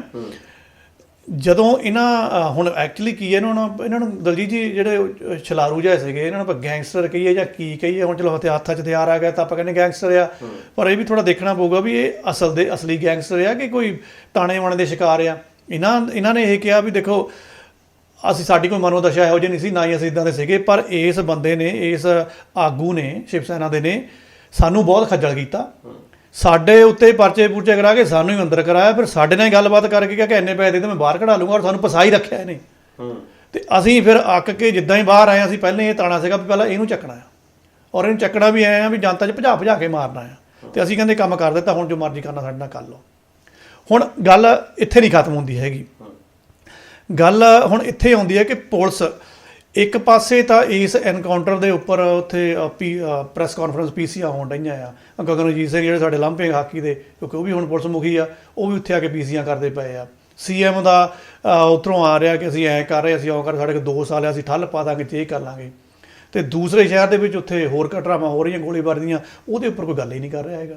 ਜੇ ਉੱਥੇ ਕੋਈ ਪ੍ਰੈਸ ਦੇ ਵਿੱਚ ਉਹਨਾਂ ਨੇ ਪੁੱਛਦਾ ਕਿ CM ਸਾਹਿਬ ਵੀ ਉੱਧਰ ਵੀ ਤਾਂ ਆਹ ਕੁਛ ਹੋਣ ਡਿਆ, ਉੱਥੇ ਵੀ ਕੁਛ ਬਿਆਨ ਦੇ ਦਿਓ, ਉਹ ਜੀ ਬਾਹਰੀ ਸ਼ਕਤੀਆਂ ਦਾ ਕੰਮ ਆ, ਉਹਦੇ ਵਿੱਚ ਫਲਾਨਾ ਆ, ਉਹਦੇ ਵਿੱਚ ਧਿਮਕੜਾ ਆ। ਭਾਈ ਇਹ ਬਾਹਰੀ ਸ਼ਕਤੀਆਂ ਦਾ ਫਿਰ ਕਾਂਗਰਸ ਸਰਕਾਰ ਵੀ ਇਹੀ ਕਹਿੰਦੀ ਸੀ ਤੇ ਅਕਾਲੀ ਸਰਕਾਰ ਵੀ ਇਹੀ ਕਹਿੰਦੀ ਵੀ ਤੁਹਾਡੇ ਤੇ ਉਹਨਾਂ 'ਚ ਕੀ ਫਰਕ ਹੋਇਆ। ਜੇ ਤੁਸੀਂ ਇੱਥੇ ਕ੍ਰੈਡਿਟ ਲੈ ਰਹੇ ਹੋ ਤੇ ਫਿਰ ਉਹ ਜ਼ਿੰਮੇਵਾਰੀ ਨਹੀਂ ਚੱਕਣੀ ਹੈਗੀ ਨਾਲ ਦੇ ਸ਼ਹਿਰ ਦੀ। ਸੋ ਪਰ ਇੱਥੇ ਇੱਕ ਤੀਜਾ ਹੁਣ ਮੈਂ ਉਹਨੂੰ ਸਿਆਪਾ ਕਹਾਂ ਜਾਂ ਮੈਂ ਉਹਨੂੰ ਕਹਾਂ ਕਿ ਆਪੋ ਥੋਪੀ ਹੋਈ ਜਾਂ ਲੋਕਾਂ ਦੀ ਗੱਲ ਕੋਈ ਮਜਬੂਰੀ। ਵੈਸੇ ਤਾਂ ਇਹ ਹੁੰਦਾ ਹੈ ਕਿ ਜਦੋਂ ਇਦਾਂ ਕੋਈ ਐਨਕਾਊਂਟਰ ਹੁੰਦਾ ਆ, ਜਦੋਂ ਇਹ ਮਹਿਸੂਸ ਹੋਵੇ ਕਿ ਜਦੋਂ ਪਤਾ ਹੀ ਲੱਗ ਜਾਵੇ, CCTV ਕੈਮਰੇ 'ਚ ਪਤਾ ਲੱਗ ਜਾਵੇ ਵੀ ਇਹ ਜਿਹੜੇ ਪੁਲਿਸ ਵਾਲੇ ਆ ਇਹ ਮਲੋਟ ਤੋਂ ਮੋਗੇ ਇੱਕ ਦਿਨ ਪਹਿਲਾਂ ਹੀ ਆ ਕੇ ਸਾਰਾ ਗੀਟੀਆਂ ਸੈੱਟ ਕਰ ਲਈਆਂ ਵੀ ਇੱਥੇ ਆ ਕਾਰਵਾਈ ਕਰਨੀ ਆ, ਇੱਦਾਂ ਕਰਕੇ ਇਹਨਾਂ ਨੂੰ ਛੱਡਾਂਗੇ, ਇੱਦਾਂ ਕਰਕੇ ਇਹਨਾਂ ਦੇ ਪਿੱਤਲ ਆਪਾਂ ਚਾੜਾਂਗੇ, ਤੇ ਬਾਅਦ 'ਚ ਆਪਾਂ ਆਹ ਗੱਲ ਕਰਾਂਗੇ ਵੀ ਆਹ ਦੇਖੋ ਜੀ ਫੜ ਲਿਆ ਜੀ, ਉਹਨੇ ਭੱਜਣ ਦੀ ਕੋਸ਼ਿਸ਼ ਕੀਤੀ, ਗੋਲੀਆਂ ਚਲਾਤੀਆਂ, ਲੇਕਿਨ ਅਸੀਂ ਜਿੰਦਾ ਫੜ ਲਿਆ। ਲੋਕਾਂ ਨੂੰ ਇਹ ਤਾਂ ਪਤਾ ਹੈ ਕਿ ਸਾਰਾ ਕੁਝ ਨਾ ਆਪ ਹੀ ਇੱਕ ਫਿਲਮ ਦਾ ਸੀਨ ਬਣਾਇਆ ਗਿਆ ਆ, ਸਿਰਫ ਆਪਣੀ ਛਵੀ ਸੁਧਾਰਨ ਦੇ ਲਈ। ਡਰਾਮਾ ਜਿਹਾ ਪੂਰਾ ਸੈਟ ਦਿੰਦੀ ਹੈ ਨਾ ਯਾਰ। ਕਈ ਵਾਰੀ ਕੀ ਆ, ਬਹੁਤ ਸਾਰੇ ਦੇਖਣ ਦੇ ਵਿੱਚ ਮਿਲਿਆ ਅਖਬਾਰਾਂ ਦੇ ਵਿੱਚ ਇੱਕੋ ਜਿਹੀ ਵਰਡਿੰਗ ਹੁੰਦੀ ਹੈ ਕਿ ਫਲਾਨੇ ਨਹਿਰ ਦੇ ਕੰਢੇ ਦੇ ਉੱਤੇ ਅਸੀਂ ਨਾਕਾ ਲਾਇਆ ਹੋਇਆ ਸੀ, ਜੀ ਬਿਲਕੁਲ, ਅਸੀਂ 2 ਸਾਈਕਲ ਸਵਾਰ ਜਾਂ ਸਕੂਟਰ ਸਵਾਰ ਜਾਂ ਕਾਰ ਸਵਾਰ ਅਸੀਂ ਆਉਂਦੇ ਹੋਏ ਦੇਖੇ, ਅਸੀਂ ਰੁਕਣ ਦਾ ਇਸ਼ਾਰਾ ਕੀਤਾ। ਇਹ ਅਖਬਾਰਾਂ ਦੇ ਵਿੱਚ ਤੁਸੀਂ ਦੇਖ ਲਓ, ਉਹਨਾਂ ਨੇ ਜਵਾਬੀ ਹਮਲਾ ਕੀਤਾ, ਉਹਨਾਂ ਨੇ ਸਾਡੇ ਉੱਤੇ ਜਾਂ ਭੱਜਣ ਦੀ ਕੋਸ਼ਿਸ਼ ਕੀਤੀ, ਯਾਨੀ ਸਿੱਧਾ ਫੜਨਾ, ਜੇ ਭੁੱਕੀ ਆ, ਡੋਡੇ ਆ ਜਾਂ ਕੁਛ ਆ, ਫਿਰ ਉਹ ਭੱਜਣ ਦੀ ਕੋਸ਼ਿਸ਼ ਕੀਤੀ ਹੈ। ਜਦੋਂ ਇਹ ਇਸ਼ਾਰਾ ਕੀਤਾ ਆ, ਪੁਲਿਸ ਪਾਰਟੀ ਨੇ ਫਿਰ ਪਿੱਛਾ ਕੀਤਾ ਆ, ਪਿੱਛਾ ਕਰਨ ਤੋਂ ਬਾਅਦ ਇਹਨਾਂ ਨੂੰ ਜਿਹੜਾ ਫੜਿਆ ਆ ਤਾਂ ਜਿੱਦਾਂ ਇੱਕੋ ਹੀ ਬੰਦਾ ਸਾਰੀਆਂ ਹੀ ਗੱਲਾਂ ਲਿਖਦਾ। ਜੇ ਮੰਨ ਲਓ ਕਿ ਚਿੱਟਾ ਆ ਜਾਂ ਕੁਛ ਵੱਡੀ ਚੀਜ਼ ਆ, ਅੱਛਾ ਜਦੋਂ ਉਹਨਾਂ ਰੁਕਣ ਦਾ ਇਸ਼ਾਰਾ ਕੀਤਾ, ਉਹਨਾਂ ਨੇ ਪੁਲਿਸ ਪਾਰਟੀ ਦੇ ਉੱਤੇ ਹਮਲਾ ਕਰ ਦਿੱਤਾ। ਹਮਲੇ ਤੋਂ ਬਾਅਦ ਆਪਣੇ ਬਚਾਅ ਦੇ ਲਈ ਪੰਜਾਬ ਪੁਲਿਸ ਨੇ ਵੀ ਜਿਹੜੀ ਗੋਲੀ ਚਲਾਈ ਆ, ਉਹ ਗੋਲੀ ਦੇ ਵਿੱਚ ਕੋਈ ਮਰ ਵੀ ਸਕਦਾ ਆ, ਕੋਈ ਬੰਦਾ ਜਿਹੜਾ ਆ ਜ਼ਖਮੀ ਵੀ ਹੋ ਸਕਦਾ। ਤੇ ਫਿਰ ਉਹ ਜਿਹੜਾ ਆ ਇਦਾਂ ਯਾਨੀ ਕੀ ਆ ਕਿ ਇੱਕ ਉਹ ਤੋਂ ਵੀ ਲੱਗਦਾ ਆ ਵੀ ਇਦਾਂ ਤਾਂ ਹੋ ਹੀ ਨਹੀਂ ਸਕਦਾ ਵੀ ਹਰ ਕ੍ਰਾਈਮ ਦਾ ਜਿਹਦਾ ਬੇਸਿਕ ਪੁਆਇੰਟ ਆ ਉਹ ਇੱਕੋ ਜਿਹੀ ਘਟਨਾ ਵਾਪਰਦੀ ਹੋਵੇ, ਨਹਿਰ ਦੇ ਕੰਢੇ ਤੇ ਹੋਵੇ ਜਾਂ ਮੋੜ ਤੇ ਹੋਵੇ, ਜਿੱਥੇ ਨਾਕਾ ਲੱਗਾ ਆ, ਰੁਕਣ ਦਾ ਇਸ਼ਾਰਾ ਹੋਵੇ। ਤੇ ਇਹ ਕਾਨੂੰਨ ਦੇ ਹਿਸਾਬ ਨਾਲ ਚੱਲਦੀ ਆ ਇਹ, ਕਿਉਂਕਿ ਹੈਗੇ ਕਾਨੂੰਨ ਵਾਲੇ ਬੰਦੇ ਆ। ਕਾਨੂੰਨ ਦੇ ਹਿਸਾਬ ਨਾਲ ਤੁਹਾਨੂੰ 2 ਕੈਟਾਗਰੀ ਬਣਾਉਣੀਆਂ ਪੈਣੀਆਂ। ਜੇ ਤਾਂ ਤੁਸੀਂ ਉਸ ਬੰਦੇ ਨੂੰ ਜਿੰਦਾ ਹੀ ਫੜਨਾ ਆ, ਫਿਰ ਤਾਂ ਭੁੱਕੀ ਡੋਡਿਆਂ ਦੀ ਗੱਲ ਕਰ ਦੋ ਵੀ ਅਸੀਂ ਗੋਲਾਬਾਰੀ ਉੱਥੇ ਯੂਜ਼ ਨਹੀਂ ਕੀਤੀ ਹੈਗੀ। ਜੇ ਤੁਸੀਂ ਉਹਨਾਂ ਕੋਲ ਵੱਡਾ ਕੇਸ ਪਾਉਣਾ, ਉਹਨਾਂ ਅੰਦਰ ਸਿੱਟਣਾ ਆ, ਤਾਂ ਉਹਨਾਂ ਦੇ ਅਸਲਾ ਸ਼ੋਅ ਕਰਨਾ ਆ, ਤੇ ਤੁਸੀਂ ਭਜਾਉਂਗੇ ਔਰ ਉਹਨਾਂ ਨੂੰ ਕਹਾਂਗੇ, ਉਹਨਾਂ ਨੂੰ ਇਹ ਸ਼ੋਅ ਕਰੋਗੇ ਇਹਨਾਂ ਨੇ ਜਵਾਬੀ ਸਾਡੇ ਤੇ ਹਮਲਾ ਕੀਤਾ ਤੇ ਅਸੀਂ ਜਵਾਬੀ ਗੋਲੀਬਾਰੀ ਕੀਤੀ ਤੇ ਇਹ ਫਿਰ ਜ਼ਖਮੀ ਹੋ ਗਏ। ਸੋ ਜਦੋਂ ਇਹ ਕੇਸ ਫਿਰ ਕੋਰਟ 'ਚ ਜਾਂਦਾ ਹੈ ਤਾਂ ਫਿਰ ਪੁਲਿਸ ਵਾਲਿਆਂ ਦੀ ਕਹਿ ਲਓ ਜਿੱਤ ਹੋ ਜਾਂਦੀ ਆ, ਕਿਉਂਕਿ ਉਹ ਇੱਕ ਨਾ ਇੱਕ ਕੈਟਾਗਰੀ ਨੂੰ ਸੈਟੀਸਫਾਈ ਕਰਦੇ ਪਏ ਹੁੰਦੇ ਆ। ਇਹ ਚੀਜ਼ ਲੋਕਾਂ ਦੇ ਦਿਮਾਗਾਂ 'ਚ ਹੈਗੀ ਆ, ਪਰ ਜੇ ਇਹ ਚੀਜ਼ ਲੋਕਾਂ ਦੇ ਦਿਮਾਗਾਂ 'ਚ ਹੈਗੀ ਆ ਤੇ ਲੋਕ ਫਿਰ ਇਹਨਾਂ ਜਿਹੜੇ ਨੌਜਵਾਨ ਸੀਗੇ, ਮੈਂ ਨੌਜਵਾਨ ਹੀ ਕਹੂੰਗਾ, ਮੈਂ ਉਹਨਾਂ ਨੂੰ ਗੈਂਗਸਟਰ ਤਾਂ ਕਹਿੰਦਾ ਨਹੀਂ, ਪਰ ਉਹ ਪਤਾ ਨਹੀਂ ਹੁਣ ਕਿਹੜੇ ਹਾਲਾਤਾਂ ਕਰਕੇ ਵਿੱਚ ਵੜ ਗਏ ਆ। ਚਲੋ ਕ੍ਰਾਈਮ ਤਾਂ ਨਹੀਂ ਕਰ ਦਿੱਤਾ ਆ, ਮੈਂ ਇਹ ਵੀ ਨਹੀਂ ਕਹਿੰਦਾ ਛੱਡ ਦਿਓ, ਪਰ ਇਹ ਨਹੀਂ ਕਰ ਸਕਦੇ। ਇਹਨਾਂ ਦੇ ਹੱਕ ਦੇ ਵਿੱਚ ਪਿਛਲੇ ਸਮਿਆਂ ਵਾਂਗ ਆਵਾਜ਼ ਨਹੀਂ ਬਹੁਤੀ ਉੱਠ ਰਹੀ ਹੈਗੀ। ਜੇ ਇਹਨਾਂ ਦੇ ਹੱਕ ਦੇ ਵਿੱਚ 4 ਆਵਾਜ਼ਾਂ ਉੱਠਦੀਆਂ ਆ ਵੀ ਦੇਖੋ ਇਹ ਲੀਡਰਾਂ ਦੇ ਕਰਾਏ ਸਾਰੇ ਕੰਮ ਆ, ਉਧਰ ਪੁਲਿਸ ਵੀ ਬਣਾਇਆ ਛੜੰਤਰ ਚੱਲ ਰਹੀ ਆ, ਵੀ ਇਹਨਾਂ ਦਾ ਵੀ ਕੁਛ ਸੋਚੋ। ਜੇ 2 ਬੰਦੇ ਉਧਰ ਆਉਂਦੇ, 10 ਬੰਦੇ ਇਸ ਗੱਲ ਦੇ ਵਿੱਚ ਆਉਂਦੇ ਆਪਣੇ ਸੈਂਟੀਮੈਂਟ ਲੈ ਕੇ, ਪਰਸੈਪਸ਼ਨ ਲੈ ਕੇ, ਉਹ ਨਹੀਂ ਯਾਰ ਚੱਕ ਦਿਓ ਇਹਨਾਂ ਨੂੰ, ਇਹ ਚਾਹੇ ਇਹਨਾਂ ਨੂੰ ਮਾਰ ਦਿਓ, ਚਾਹੇ ਇਹਨਾਂ ਦੀਆਂ ਲੱਤਾਂ 'ਚ ਪਿੱਤਲ ਜੜ ਦਿਓ, ਇਹ ਮੁੱਕਣੇ ਚਾਹੀਦੇ ਆ। ਮਤਲਬ ਕੀ ਹੋਇਆ ਕਿ ਪੰਜਾਬ ਦੇ ਲੋਕ, ਪੰਜਾਬ ਦਾ ਵਪਾਰੀ ਵਰਗ, ਇੱਕ ਆਮ ਘਰ ਦਾ ਇਨਸਾਨ ਅੱਕਿਆ ਪਿਆ ਇਹਨਾਂ ਕੋਲ, ਇਹਨਾਂ ਦੀ ਕਾਰਵਾਈਆਂ ਤੋਂ, ਕਿ ਜਣੇ ਖਣੇ ਦੇ ਗੋਲੀਆਂ ਛੱਡ ਦਿੰਦੇ ਆ, ਜਣੇ ਖਣੇ ਨੂੰ ਰੰਗਦਾਰੀ ਦੀ ਧਮਕੀ ਦੇ ਦਿੰਦੇ ਆ। ਕੋਈ ਨਹੀਂ ਦਿੰਦਾ ਹੈਗਾ ਵੀ ਮੈਂ ਕੋਈ ਜੁਰਮ ਨਹੀਂ ਕੀਤਾ, ਮੈਂ ਕਿਉਂ ਤੁਹਾਡੇ ਦਾਬੇ ਥੱਲੇ ਚੱਲਾਂ, ਉਹਨੂੰ ਧਮਕੀ ਮਿਲ ਜਾਂਦੀ ਹੈ ਵੀ ਤੈਨੂੰ ਹੁਣ ਮਾਰਨਾ ਹੀ ਮਾਰਨਾ ਹੈ। ਨਹੀਂ, ਇਹਦੇ ਵਿੱਚ ਇਹ ਵੀ ਦੇਖਣਾ ਪੈਣਾ ਵੀ ਇਹਨਾਂ ਨੂੰ ਬਣਾਉਂਦਾ ਕੌਣ ਆ। ਹੁਣ ਜੇ ਆਪਾਂ ਪਿਛਲੇ ਵੀ ਦੇਖੀਏ ਕੋਈ ਸਪੋਰਟਸ ਦੇ ਨਾਲ ਬਹੁਤ ਵਧੀਆ ਖਿਡਾਰੀ ਹੋਏ ਆ ਜੀ ਜੀ ਜਾਂ ਵਧੀਆ ਆਪਣੇ ਫੀਲਡ ਦੇ ਵਿੱਚ ਕੰਮ ਕਰਦੇ ਆ, ਉਹ ਗੈਂਗਸਟਰ ਵਾਲੀ ਲਾਈਨ ਦੇ ਵਿੱਚ ਪੈ ਜਾਂਦੇ ਆ। ਕੁਝ ਤਾਂ ਨੋ ਡਾਊਟ ਉਹਨਾਂ ਨੂੰ ਆਪਾਂ ਮਾਫ ਨਹੀਂ ਕਰ ਸਕਦੇ ਜਿਹੜੇ ਸਰ ਪੈਸੇ ਲਈ ਆਉਂਦੇ ਆ ਕਿ ਅਸੀਂ ਇੱਕ ਸ਼ੌਕ ਦੀ ਲਾਈਫ ਜੀਵਾਂਗੇ। ਪਰ ਤੁਸੀਂ ਇਹ ਵੀ ਦੇਖੋ ਵੀ ਗੈਂਗਸਟਰ ਜਿੰਨੇ ਵੀ ਆ ਜਾਂ ਪਹਿਲਾਂ ਵੀ ਹੋਏ ਆ ਜਾਂ ਹੁਣ ਵੀ ਆ, ਇਹਨਾਂ ਦੀ ਸਰਪ੍ਰਸਤੀ ਦੇਖੋ ਜਾਂ ਪੁਲਿਸ ਵਾਲਿਆਂ ਦੇ ਨਾਲ ਇਹਨਾਂ ਦੀ ਯਾਰੀ ਹੁੰਦੀ ਆ ਜਾਂ ਲੀਡਰਾਂ ਦੇ ਨਾਲ ਯਾਰੀ ਹੁੰਦੀ ਆ।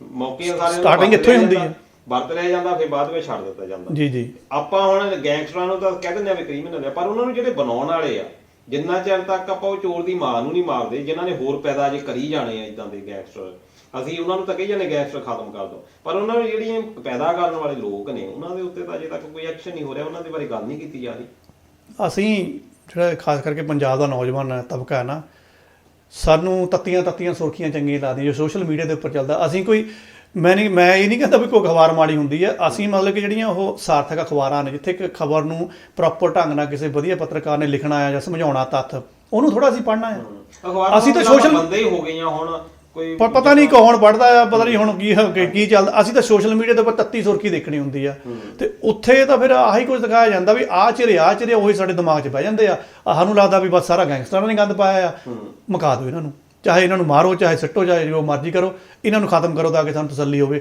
ਇਹਨਾਂ ਨੂੰ ਖਤਮ ਕਰਕੇ ਤਸੱਲੀ ਤੁਹਾਡੀ ਕਿੱਦਾਂ ਹੋ ਜੂਗੀ? ਨਵੇਂ ਹੋਰ ਆ ਜਾਣਗੇ, ਕਿਉਂਕਿ ਉਹਨਾਂ ਦਾ ਤਾਂ ਕਾਰੋਬਾਰ ਇਹਨਾਂ ਚੀਜ਼ਾਂ ਦੇ ਨਾਲ ਚੱਲਦਾ ਨਾ। ਇਹ ਤਾਂ ਉਹ ਮਰ ਰਹੇ ਆ ਜਿਹੜੇ ਹੁਣ ਉਹਨਾਂ ਦੇ ਆਖੇ 'ਚੋਂ ਬਾਹਰ ਆ। ਸੋ ਇਹ ਜਿਹੜਾ ਦਲਜੀਤ ਜੀ ਇਹ ਜਿਹੜੀ ਘਟਨਾ ਹੈ ਨਾ, ਮੇਰੇ ਹਿਸਾਬ ਦੇ ਨਾਲ ਜੋ ਮੇਰਾ ਤਜਰਬਾ ਕਹਿੰਦਾ, ਜਿਹੜਾ ਪਿੱਤਲਾਂ ਦਾ ਸ਼ਗਨ ਪਾਇਆ ਨਾ ਪੁਲਿਸ ਨੇ, ਇਹ ਕਹਿ ਲਓ ਕਿ ਮਿੱਥ ਕੇ ਸ਼ਗਨ ਪਾਇਆ। ਚਲੋ, ਤੇ ਨਾਲ ਰੰਗਦਾਰੀਆਂ ਤੇ ਫਰੌਤੀਆਂ ਦੇ ਵੀ ਮਸਲੇ ਬਹੁਤ ਵਧੀਆ, ਕਿਡਨੈਪਿੰਗ ਦੇ ਵੀ ਕੁਝ ਮਸਲੇ ਹੋਏ ਆ। 3 ਕੁੜੀਆਂ ਦਾ ਕਤਲ ਹੋ ਗਿਆ, ਕਿਉਂਕਿ ਪੰਜਾਬ 78% ਜਿਹੜਾ ਕੁੜੀਆਂ ਲਈ ਸੇਫ ਮੰਨਿਆ ਜਾਂਦਾ ਸੀ, ਪਰ ਹੁਣ ਰਿਹਾ ਨਹੀਂ। ਇਹ ਜਿਹੜੀਆਂ 3 ਘਟਨਾਵਾਂ ਜਿਹੜੀਆਂ ਵੱਖੋ ਵੱਖਰੇ ਥਾਵਾਂ ਦੇ ਉੱਤੇ ਹੋਈਆਂ, ਇੱਕ ਕਬੱਡੀ ਵਾਲਾ ਸਪਾਂਸਰ ਦੀ ਗੱਲ ਹੋ ਗਈ, ਕਪੂਰਥਲੇ ਸਰਪੰਚ ਦੀ ਹੋ ਗਈ, ਜੀ ਜੀ, ਇਹ ਇਦਾਂ ਦੀਆਂ ਘਟਨਾਵਾਂ ਜਿਹੜੀਆਂ ਆ ਉਹ ਵੀ ਸੁਰਖੀਆਂ ਦੇ ਵਿੱਚ ਛਾਈਆਂ ਹੋਈਆਂ ਆ, ਜੇ ਤੋਂ ਲੱਗਦਾ ਵੀ ਕਾਨੂੰਨ ਵਿਵਸਥਾ ਦੇ ਉੱਤੇ ਸਵਾਲ ਹੁਣ ਬਣਦਾ। 2 ਘਟਨਾਵਾਂ ਤੁਸੀਂ ਜ਼ਿਕਰ ਕਰ ਦਿੱਤਾ। ਦੇਖੋ ਦਲਜੀਤ ਜੀ, ਇੱਕ ਪਾਸੇ ਤਾਂ ਗੈਂਗਸਟਰਾਂ ਦੇ ਉੱਪਰ ਗੋਲੀਆਂ ਚੱਲ ਰਹੀਆਂ, ਉਹਨਾਂ ਦੇ ਪਿੱਤਲ ਵਰ ਰਹੇ ਆ, ਠੀਕ ਹੈ ਜੀ। ਪੰਜਾਬ ਵਾਲੇ ਤਾਂ ਇਹਨੂੰ ਪੰਜਾਬ ਵਾਲੇ ਤਾਂ ਮੈਂ ਇਹ ਦੇਖਦਾ ਵੀ ਇਹਨੂੰ ਨਾ, ਜਿੱਦਾਂ ਜਿਹੜਾ ਮੈਂ ਪਹਿਲਾਂ ਸ਼ਬਦ ਬੋਲਿਆ ਸੀ, ਮੇਰੇ ਸ਼ਬਦ ਨਹੀਂ ਹੈਗੇ, ਪੰਜਾਬ ਵਾਲਿਆਂ ਲੱਗਦਾ ਵਧੀਆ ਹੋ ਗਿਆ ਯਾਰ, ਇਹ ਸ਼ਗਨ ਪੈ ਗਿਆ, ਜਾਣੀ ਸਾਡੇ ਸੈਂਟੀਮੈਂਟ ਵੀ ਜਾ ਕੇ ਮੁਹਾਵਰਿਆਂ ਜਾ ਕੇ ਟਿਪ ਹੈ। ਚਲੋ ਛੱਡ ਦਿੰਦੇ ਆ। ਇੱਕ ਪਾਸੇ ਗੈਂਗਸਟਰਾਂ ਨੂੰ ਭਜਾਈ ਫਿਰਦੇ ਆ, ਤੇ ਦੂਜੇ ਪਾਸੇ ਆਪਾਂ ਕਹਿੰਦੇ ਆ ਕਿ ਇਹਨਾਂ ਗੈਂਗਸਟਰਾਂ ਨੇ ਆਪਣੀ ਲੁੱਟ ਹਜੇ ਪੂਰੀ ਮਚਾਈ ਵੀ ਹੋਈ ਆ, ਖੌਫ ਹੁੰਦਾ ਹੀ ਆ। ਸੋ ਐਂਡ ਤੇ ਪਿਸਦਾ ਕੌਣ ਆ? ਆਵਾਮ ਹੀ ਪਿਸਦੀ ਆ। ਹੁਣ 2 ਘਟਨਾਵਾਂ ਚੱਕਦੇ ਆ ਪੰਜਾਬ ਦੇ ਵਿੱਚ। ਪਹਿਲਾਂ ਤਾਂ ਆਪਾਂ ਗੱਲ ਕਰਦੇ ਹਾਂ ਆਪਣੇ ਗੰਗਾਨਗਰ ਦੇ ਬੰਦੇ ਦੀ ਗੱਲ ਕਰਦੇ, ਜਿਹੜਾ ਅਬੋਹਰ ਦੀ ਘਟਨਾ ਹੈ। ਅਬੋਹਰ ਦੇ ਵਿੱਚ ਮੇਰੇ ਖਿਆਲ ਦਲਜੀਤ ਜੀ ਇੱਕ 12 ਨੰਬਰ ਕੋਈ ਗਲੀ ਹੈ, ਪਤਾ ਨਹੀਂ ਬਾਜ਼ਾਰ ਆ ਜਾਂ ਕੀ, ਇਹਨੂੰ 12 ਨੰਬਰ ਕਹਿੰਦੇ ਆ, ਮੇਰਾ ਕਦੀ ਰਾਬਤਾ ਨਹੀਂ ਉੱਥੇ ਬਣਿਆ। ਉੱਥੇ ਇਹ ਕਹਿੰਦੇ ਵੀ ਗੰਗਾਨਗਰ ਦਾ ਕੋਈ ਬੰਦਾ ਹੋਣਾ, ਕੋਈ ਵਪਾਰੀ ਹੋਣਾ, ਕਿਉਂਕਿ ਗੰਗਾਨਗਰ ਵਾਲੇ ਕੁਛ ਆਏ ਹੋਗੇ ਵਪਾਰੀ ਬੰਦੇ ਹੁੰਦੇ ਆ ਇਹ ਜਿਹੜੇ ਇੱਦਾਂ ਆਉਂਦੇ ਆ। ਉਹ ਬਾਜ਼ਾਰ ਦੇ ਵਿੱਚ ਮੋਬਾਈਲ ਖੋਲ੍ਹਿਆ ਜਾਂਦਾ ਸ਼ਰੇਆਮ, ਨਹੀਂ ਵਿਰੋਧ ਕਰ ਪਾਉਂਦਾ ਹੈਗਾ ਉੱਥੇ, ਤੇ ਮੋਬਾਈਲ ਖੋਹ ਕੇ ਭੱਜ ਜਾਂਦੇ ਨੇ। ਇਹਨੂੰ ਲੱਗਦਾ ਕਿ ਕੋਈ ਯਾਰ ਐਡਾ ਮਹਿੰਗਾ ਮੋਬਾਈਲ ਤਾਂ ਹੈ ਨਹੀਂ ਸੀ, ਪਰ ਮੇਰਾ ਉਹਦੇ ਵਿੱਚ ਕਾਫੀ ਕੁਛ ਹੋਏਗਾ। ਇਹਨੇ ਉਹਨਾਂ ਨੂੰ ਰਿੰਗ ਮਾਰੀ ਕਿ ਭਾਈ, ਲੱਕਲੀ ਉਹਨਾਂ ਨੇ ਚੱਕ ਲਈ, ਤੇ ਉਹ ਵੀ ਮੂਹਰੋਂ ਖਿੱਚ ਕੇ ਇਹਨੂੰ ਪੈ ਗਏ, ਉਹ ਬੰਦੇ ਨੂੰ ਵੀ ਕਹਿੰਦੇ ਹਾਂ ਵੀ ਦੱਸ ਕੀ ਗੱਲ। ਉਹ ਕਹਿੰਦੇ ਭਾਈ ਤੁਸੀਂ ਮੇਰਾ ਮੋਬਾਈਲ ਖੋਹ ਕੇ ਲੈ ਕੇ ਗਏ ਆ, ਵੀ ਉਹ ਇੰਨਾ ਮਹਿੰਗਾ ਨਹੀਂ ਹੈਗਾ, ਤੁਹਾਡੇ ਕੰਮ ਕੁਮ ਨਹੀਂ ਹੋਣਾ, ਪਰ ਮੇਰਾ ਉਹ ਤੋਂ ਬਗੈਰ ਨਹੀਂ ਸਾਨਾ, ਮਤਲਬ ਕਿ ਮਿਹਨਤ ਹੈ ਵੀ ਮੋਬਾਈਲ ਹੀ ਮੋੜ ਦੋ। ਉਹ ਕਹਿੰਦੇ ਵੀ ਮੋਬਾਈਲ ਤਾਂ ਨਹੀਂ ਤੇਰਾ ਮੋੜਦੇ, ਤੂੰ ਐਂ ਕਰ, ਤੇਰਾ ਮੋਬਾਈਲ ਵੈਸੇ ਇੰਨੇ ਜੋਗਾ ਹੈ ਨਹੀਂ ਗਾ, ਤੇ ਟਾਈਮ ਹੀ ਖਰਾਬ ਕੀਤਾ ਆ, ਤੂੰ 5000 ਰੁਪਈਆ ਗੂਗਲ ਪੇ ਦੇ ਵਿੱਚ ਸਾਨੂੰ ਪਾ, ਅਸੀਂ ਤੈਨੂੰ ਜਗ੍ਹਾ ਦੱਸ ਦਾਂਗੇ, ਉੱਥੇ ਤੇਰਾ ਮੋਬਾਈਲ ਪੇ ਹੋਗਾ, ਜਾ ਕੇ ਚੱਕ ਲਈ। ਹਾਲਾਤ ਜਾਣੀ ਆਹ ਪੈਦਾ ਹੋ ਗਿਆ ਵੀ ਸਾਡੇ ਚੋਰ ਇੱਕ ਤਾਂ ਹਾਈਟੈਕ ਹੋ ਗਏ ਆ। ਉਹ ਕਹਿੰਦਾ ਭਾਈ ਮੇਰੇ ਕੋਲ ਕੈਸ਼ ਫੜ ਲਓ ਯਾਰ, ਮੇਰੀ ਜੇਬ 'ਚ ਕੈਸ਼ ਹੈਗਾ, ਮੈਂ ਕੋਈ ਕੰਮ ਕੁਮ ਕਰਾਉਣ ਆਇਆ ਸੀ। ਕਹਿੰਦੇ ਅਸੀਂ ਐਡੇ ਬੇਵਕੂਫ ਹੈ ਨਹੀਂਗੇ, ਤੂੰ ਉੱਥੇ ਕੋਈ ਤਾਣਾ ਮਾਣਾ ਮੋੜ ਦੇਵੇ, ਸਾਨੂੰ 13 ਮੋਬਾਈਲ ਦਿੰਦੇ, ਸਾਡੇ ਜਿਹੜੇ ਪਿਛਲੇ ਮੋਬਾਈਲਾਂ ਨੇ ਚੱਕੇ ਉਹ ਵੀ ਸਾਡੇ ਕਢਵਾ ਦੇਵੇਂ, ਗੂਗਲ ਪੇ ਕਰ ਦੇ, ਮੋਬਾਈਲ ਤੇਰਾ ਰੱਖ ਜਾਵਾਂਗੇ, ਇਹ ਸਾਡੀ ਗਰੰਟੀ ਆ। ਸੋ ਮਤਲਬ ਕਿ ਇੰਨੀ ਜ਼ਿਆਦਾ ਕਹਿ ਲਓ ਕਿ ਨਿਗਾਰ ਆਇਆ ਹੋਇਆ ਕਿ ਕੋਈ ਸੇਫ ਹੀ ਹੈ ਨਹੀਂਗਾ। ਦੂਜੀ ਸਾਡੇ ਕੋਲ ਘਟਨਾ ਸਪਾਂਸਰ ਦੀ ਆਈ ਆ, ਕਬੱਡੀ ਦਾ ਸਪਾਂਸਰ। ਇਹ ਕਪੂਰਥਲੇ ਦੀ ਗੱਲ ਆ ਜੀ, ਮੇਰੇ ਖਿਆਲ ਬਲਟੋਹੇ ਪਿੰਡ ਦਾ ਇਹ ਸਰਪੰਚ ਆ, ਨਾਮ ਸ਼ਾਇਦ ਹੋਗਾ ਜਰਮਲ ਸਿੰਘ, ਕੁਛ ਇੱਦਾਂ ਨਾ, 30-40 ਸਾਲ ਦੀ ਉਮਰ 'ਚ ਹੋਏਗਾ, ਮੈਨੂੰ ਜ਼ਿਆਦਾ ਉਹਦੀ ਨਹੀਂ ਪਤਾ ਲੱਗਾ ਵੀ ਕਿੰਨੀ ਕੁ ਉਮਰ ਆ, ਪਰ ਪਿੰਡ ਦਾ ਸਰਪੰਚ ਆ। ਕਹਾਣੀ ਕਿੱਥੇ ਆ ਕੇ ਡਿੱਗਦੀ ਆ, ਇਹ ਸਰਪੰਚ ਤੇ ਹੁਣ ਤੱਕ ਕਹਿੰਦੇ 3 ਵਾਰ ਫਾਇਰਿੰਗ ਹੋ ਚੁੱਕੀ ਆ, 3 ਵਾਰ ਇਹ ਬਚ ਚੁੱਕਾ, ਆਹ ਤੀਜੀ ਫਾਇਰਿੰਗ ਸੀਗੀ ਆ। ਅੱਛਾ, ਇਸ ਫਾਇਰਿੰਗ ਦੇ ਵਿੱਚ ਇਹ ਤਾਂ ਚਲੋ ਬਚ ਗਿਆ, ਪਰ ਇਹਦਾ ਡਰਾਈਵਰ ਜ਼ਖਮੀ ਹੋਇਆ। ਖੈਰ ਉਹ ਠੀਕ ਆ, ਪਰ ਉਹਦੀ ਗੋਲੀ ਦਾ ਕੋਈ ਨਾ ਵਿਸ਼ਾਲਾ ਚੁੱਲਾ ਵੱਜਿਆ ਹੋਣਾ ਆ। ਹੁਣ ਸੋਚਣ ਵਾਲੀ ਗੱਲ ਹੈ ਕਿ ਇੱਕ ਬੰਦੇ ਦੇ ਉੱਪਰ 30 ਵਾਰ ਫਾਇਰਿੰਗ ਗੱਲ ਹੀ ਹੋ ਗਈ ਆ। ਤਾਂ ਸਰਪੰਚ ਦਾ ਇਹ ਦੱਸਣਾ ਹੈ, ਕਹਿੰਦੇ ਵੀ ਦੇਖੋ ਕਿਸੇ ਟੂਰਨਾਮੈਂਟ ਦੇ ਵਿੱਚ ਕਹਿੰਦਾ ਮੈਂ ਸਪਾਂਸਰ ਕਰਤਾ ਕਬੱਡੀ ਨੂੰ, ਕੋਈ ਪੈਸੇ ਧੇਲਾ ਦੇ ਦਿੱਤਾ ਹੋਊਗਾ, ਠੀਕ ਹੈ, ਆਪਣੇ ਪੱਲਿਓਂ ਦੇ ਦਿੱਤਾ। ਜਦ ਇਹ ਕਹਿੰਦਾ ਮੈਂ ਇਹਨਾਂ ਦੀ ਅੱਖਾਂ 'ਚ ਆਇਆ ਵੀ ਇੱਕੋ ਤਾਂ ਬੰਦੇ ਕੋਲ ਮਾਲ ਪੱਤਾ ਹੈਗਾ ਆ, ਮੈਨੂੰ ਕਹਿੰਦਾ ਰੰਗਦਾਰੀ ਦੀਆਂ ਗੱਲਾਂ ਆਉਣ ਲੱਗ ਪਈਆਂ ਕਿ ਪੈਸੇ ਦੇ ਪੈਸੇ ਦੇ। ਇਹ ਕਹਿੰਦਾ ਵੀ ਮੈਂ ਤਾਂ ਨਹੀਂ ਪੈਸੇ ਦਿੰਦਾ ਹੈਗਾ। ਕਹਿੰਦੇ ਠੀਕ ਹੈ, ਜਦ ਤੱਕ ਤੂੰ ਪੈਸੇ ਦਿੰਦਾ ਜਦ ਤੱਕ ਫਿਰ ਤੇ ਫਾਇਰਿੰਗਾਂ ਹੁੰਦੀਆਂ ਰਹੂੰਗੀਆਂ। ਸੋ ਇਹ ਬੰਦਾ ਫਾਇਰਿੰਗ 'ਚ ਫਸਿਆ ਹੋਇਆ ਜਾਂਦਾ। ਸੋ ਹਾਲਾਤ ਯਾਨੀ ਕਿ ਇੱਥੇ ਹੋ ਗਏ। ਹੁਣ ਸੋਚਣ ਵਾਲੀ ਗੱਲ ਇਹ ਹੈ ਕਿ ਇਹ ਬੰਦਾ ਰਾਤ ਨੂੰ ਆਪ ਤੇ ਆਪਣੇ ਪਰਿਵਾਰ ਨਾਲ ਇਹ ਸੌਂਦੇ ਕਿੱਦਾਂ ਹੋਣਗੇ, ਮਾਨਸਿਕ ਤੌਰ ਤੇ ਕਿੰਨਾ, ਮਾਨਸਿਕ ਤੌਰ ਤੇ ਕਿੰਨੇ ਪਰੇਸ਼ਾਨ। ਆਲੇ ਦੁਆਲੇ ਜਿਹੜੇ ਲੋਕ ਆ ਜਿਹੜੇ ਇਹਨੂੰ ਮਿਲਦੇ ਹੋਣਗੇ ਉਹ ਵੀ ਸੇਫ ਨਹੀਂ ਮਹਿਸੂਸ ਕਰਦੇ। ਤੇ ਇਹ ਦੇਖੋ ਵੀ ਆ ਜਿਹੜਾ ਰੰਗਦਾਰੀ ਸ਼ਬਦ ਆ, ਜਿਹੜਾ ਡਿਕਸ਼ਨਰੀ ਜਿਹਨੇ ਮੀਨਿੰਗ ਬਣਾਇਆ ਤਾਂ ਬੜਾ ਸੋਹਣਾ ਜਿਹਾ ਲੱਗਦਾ ਆ, ਪਰ ਇਹ ਕਿੰਨੀ ਕਹਿ ਲਓ ਵੀ ਖੱਜਲ ਖੁਆਰੀ ਆ ਜਦ ਜਿਹਦੇ ਪਿੱਛੇ ਲੱਗ ਜਾਂਦੀ ਹੈ ਰੰਗਦਾਰੀ ਕਿ ਸਾਨੂੰ ਫਰੌਤੀ ਦੇ, ਨਹੀਂ ਤਾਂ ਤੈਨੂੰ ਅਸੀਂ ਖੱਜਲ ਕਰਾਂਗੇ। ਉਹ ਖੱਜਲ ਵੀ ਗੋਲੀ ਦੇ ਨਾਲ ਖੱਜਲ ਨੂੰ। ਇਹ ਪੰਜਾਬ ਜਿਹੜੀ ਆਮ ਵਰਤਾਰਾ ਹੋ ਗਿਆ, ਇਹਦੇ ਬਾਰੇ ਪ੍ਰਸ਼ਾਸਨ ਦੇਖਦਾ ਨਹੀਂ ਹੈਗਾ। ਹਾਂ, ਤੇ ਇੱਕ ਗ੍ਰੇਨੇਡ ਦਾ ਵੀ ਮਸਲਾ ਹੋਇਆ ਆ, ਇਹ ਵੀ ਪਹਿਲਾਂ ਮੰਨਣ ਨੂੰ ਤਿਆਰ ਨਹੀਂ ਸੀਗੇ ਪੰਜਾਬ ਦੇ ਵਿੱਚ। ਜਦੋਂ ਕੋਈ ਪੁਲਿਸ ਵਾਲਿਆਂ ਨੂੰ ਪੁੱਛਿਆ ਜਾਂਦਾ ਨਾ ਵੀ ਆਹ ਚੀਜ਼ ਹੋਈ ਆ, ਕਿਉਂਕਿ ਇਹਨਾਂ ਦੇ ਥਾਣਿਆਂ ਦੇ ਵਿੱਚ ਵੀ ਜਲੰਧਰ ਦੀ ਘਟਨਾ ਲੈ ਲਓ, ਉਹ ਨਹੀਂ ਜੀ ਉਹ ਤਾਂ ਟੂਬ ਫਟ ਗਈ ਸੀਗੀ, ਉਹ ਤਾਂ ਐਂ ਹੋ ਗਿਆ, ਸਿਲੰਡਰ ਫਟ ਗਿਆ ਜੀ, ਫਲਾਨਾ ਹੋ ਗਿਆ। ਭਾਈ ਇਹ ਸਿਲੰਡਰ ਫਟਿਆ ਸੀਗਾ ਜਾਂ ਟੂਬ ਫਟੀ ਤਾਂ ਤੁਸੀਂ ਖਾ ਲਏ, ਸਿਲੰਡਰ ਫਟਿਆ ਸੀ, ਕੋਈ ਮਤਲਬ ਕਿ ਕੋਈ ਨੁਕਸਾਨ ਹੀ ਨਹੀਂ ਹੋਇਆ, ਗੈਸ ਗੂਸ ਕਿਤੇ ਲੀਕ ਨਹੀਂ ਹੋਈ, ਕਈ ਕੁਝ ਹੋ ਸਕਦਾ ਆ। ਹੁਣ ਬੋਲਿਆ ਤਾਂ ਇਹਨਾਂ ਨੇ ਹੁਣ ਵੀ ਝੂਠਾ ਹੀ ਸੀਗਾ, ਨਹੀਂ ਜੀ ਮੰਦਰ ਦੇ ਵਿੱਚ ਗ੍ਰੇਨੇਡ ਨਹੀਂ ਸੀਗਾ, ਆਇਆ ਸੀ ਇਉਂ ਸੀ। ਉਹ ਕਿਤੇ ਕਿਸੇ ਨੇ CCTV ਜਿਹੜੀਆਂ ਫੁਟੇਜ ਸੀਗੀਆਂ ਉਹ ਨਸ਼ਰ ਕਰ ਦਿੱਤੀਆਂ, ਉਹਦੇ ਵਿੱਚ ਪਤਾ ਲੱਗਿਆ ਕਿ ਨਹੀਂ ਬੰਦੇ ਆਏ ਸੀਗੇ, ਆਹ ਗ੍ਰੇਨੇਡ ਰੱਖਿਆ ਸੀਗਾ ਤੇ ਗ੍ਰੇਨੇਡ ਨੇ ਨੁਕਸਾਨ ਕੀਤਾ। ਹੁਣੇ ਮੰਨ ਗਏ ਕਿ ਹਾਂਜੀ ਗ੍ਰੇਨੇਡ ਸੀਗਾ ਜੀ, ਠੀਕ ਹੈ। ਇਹਦਾ ਮਤਲਬ ਜਿਹੜਾ ਤੁਸੀਂ ਪਹਿਲਾਂ ਨਹੀਂ ਮੰਨਦੇ ਸੀ, CCTV ਫੁਟੇਜ ਪਤਾ ਨਹੀਂ ਗਾਇਬ ਕਰ ਦਿੰਦੇ ਸੀਗੇ, ਜਾਂ ਜਿਹੜੀ ਮਿਲਦੀਆਂ ਸੀਗੀਆਂ ਤੁਸੀਂ ਗੌਰ ਨਹੀਂ ਕਰਦੇ ਸੀਗੇ। ਇਹਦਾ ਮਤਲਬ ਇਹ ਚੀਜ਼ਾਂ ਤਾਂ ਫਿਰ ਪੰਜਾਬ ਦੇ ਵਿੱਚ ਬਹੁਤ ਚਿਰ ਤੋਂ ਚੱਲਦੀਆਂ ਆ ਰਹੀਆਂ ਕਿ ਅਸਲਾ ਐਡਾ ਮੋਟਾ ਉੱਥੋਂ ਆ ਰਿਹਾ ਆ। ਹੁਣ ਚਲੋ ਕਾਰਵਾਈ ਕਰਨ ਵਾਲਾ ਤਾਂ ਕਰ ਗਿਆ, ਜਿਹੜੇ ਮਾੜਾ ਮੋਟਾ ਜਿਹੜਾ ਨੁਕਸਾਨ ਕਰਨਾ ਜੋ ਵੀ ਕਰ ਗਿਆ। CM ਸਾਹਿਬ ਨੂੰ ਇਹ ਪੁੱਛਿਆ ਜਾਂਦਾ ਕਿ ਵੀ ਕੀ ਕਹਿਣਾ ਚਾਹੋਗੇ ਇਹਦੇ ਪਿੱਛੇ, ਉਹ ਕਹਿੰਦਾ ਜੀ ਬਾਹਰੀ ਸ਼ਕਤੀਆਂ ਦੇ ਹੱਥ ਆ। ਹੁਣ ਮਤਲਬ ਕਿ ਗ੍ਰੇਨੇਡ ਲਿਆਉਣ ਦੇ ਲਈ ਵੀ ਹੁਣ ਬਾਹਰੋਂ ਸ਼ਕਤੀਆਂ ਦਾ ਤੁਸੀਂ ਕਹਿਣਾ ਆ। ਇਹ ਚੀਜ਼ਾਂ ਦਾ ਫਿਰ ਉਹ ਕੈਪਟਨ ਸਰਕਾਰ ਵੀ ਪਹਿਲਾਂ ਕਹਿੰਦੀ ਸੀ, ਬਾਦਲ ਸਰਕਾਰ ਹੁਣ ਵੀ ਕਹਿੰਦੇ ਸੀਗੇ। ਉਹ ਨਾਭਾ ਦੀ ਜੇਲ੍ਹ ਟੁੱਟੀ ਸੀਗੀ ਤੇ ਉਹ ਸੁਖਬੀਰ ਬਾਦਲ ਨੂੰ ਇਹ ਪੁੱਛਿਆ ਸੀਗਾ ਹਾਂਜੀ ਇਹ ਕਿੱਦਾਂ ਜੀ, ਇਹ ਕਹਿੰਦਾ ਕਿ ਸਾਡੀ ਸੁਰੱਖਿਆ ਪੂਰੀ ਸੀ, ISI ਦਾ ਕੰਮ ਹੈ ਇਹ। ਤੇ ਉਹ ਵੀ ਇੱਦਾਂ ਹੀ ਕਹਿੰਦੇ ਸੀ, ਇਹ ਵੀ ਇੱਦਾਂ ਹੀ ਕਹਿੰਦੇ, ਮਤਲਬ ਕਿ ਜ਼ਿੰਮੇਵਾਰੀ ਕੌਣ ਲਊਗਾ? ਜ਼ਿੰਮੇਵਾਰੀ ਕੌਣ ਲਊਗਾ? ਤੇ ਦੋਸਤੋ ਪ੍ਰੋਗਰਾਮ ਕਾਫੀ ਲੰਬੀ ਅਜੇ ਚਰਚਾ ਹੋ ਸਕਦੀ ਸੀ, ਆਹੀ ਮੁੱਦੇ ਦੇ ਉੱਤੇ ਅੱਜ ਚਲੋ ਪ੍ਰੋਗਰਾਮ ਹੋਇਆ। ਬਾਕੀ ਅਗਲੇ ਪ੍ਰੋਗਰਾਮ ਦੇ ਵਿੱਚ ਵਿਸ਼ੇ ਜਿਹੜੇ ਆ ਵਿਚਾਰਾਂਗੇ। ਅੱਜ ਦਾ ਪ੍ਰੋਗਰਾਮ ਤੁਹਾਨੂੰ ਕਿੱਦਾਂ ਦਾ ਲੱਗਾ ਇਹ ਜ਼ਰੂਰ ਦੱਸਿਓ। ਦਲਜੀਤ ਜੀ ਜਾਂਦੇ ਜਾਂਦੇ ਇੱਕ ਚੀਜ਼ ਹੋਰ ਪਾ ਦੇਵਾਂ ਜੀ, ਇਹ ਇਕੱਲੇ ਗੈਂਗਸਟਰ ਹੀ ਨਹੀਂ, ਮੈਂ ਮਾਫੀ ਚਾਹੁੰਦਾ, ਪਰ ਜਾਂਦੇ ਜਾਂਦੇ ਮੈਂ ਕਿਹਾ ਵੀ ਨਾਲ ਚੀਜ਼ ਜੋੜੇ ਦਿੰਦੇ ਆ, 1 ਮਿੰਟ ਹੋਰ ਚਾਹੀਦਾ ਆ।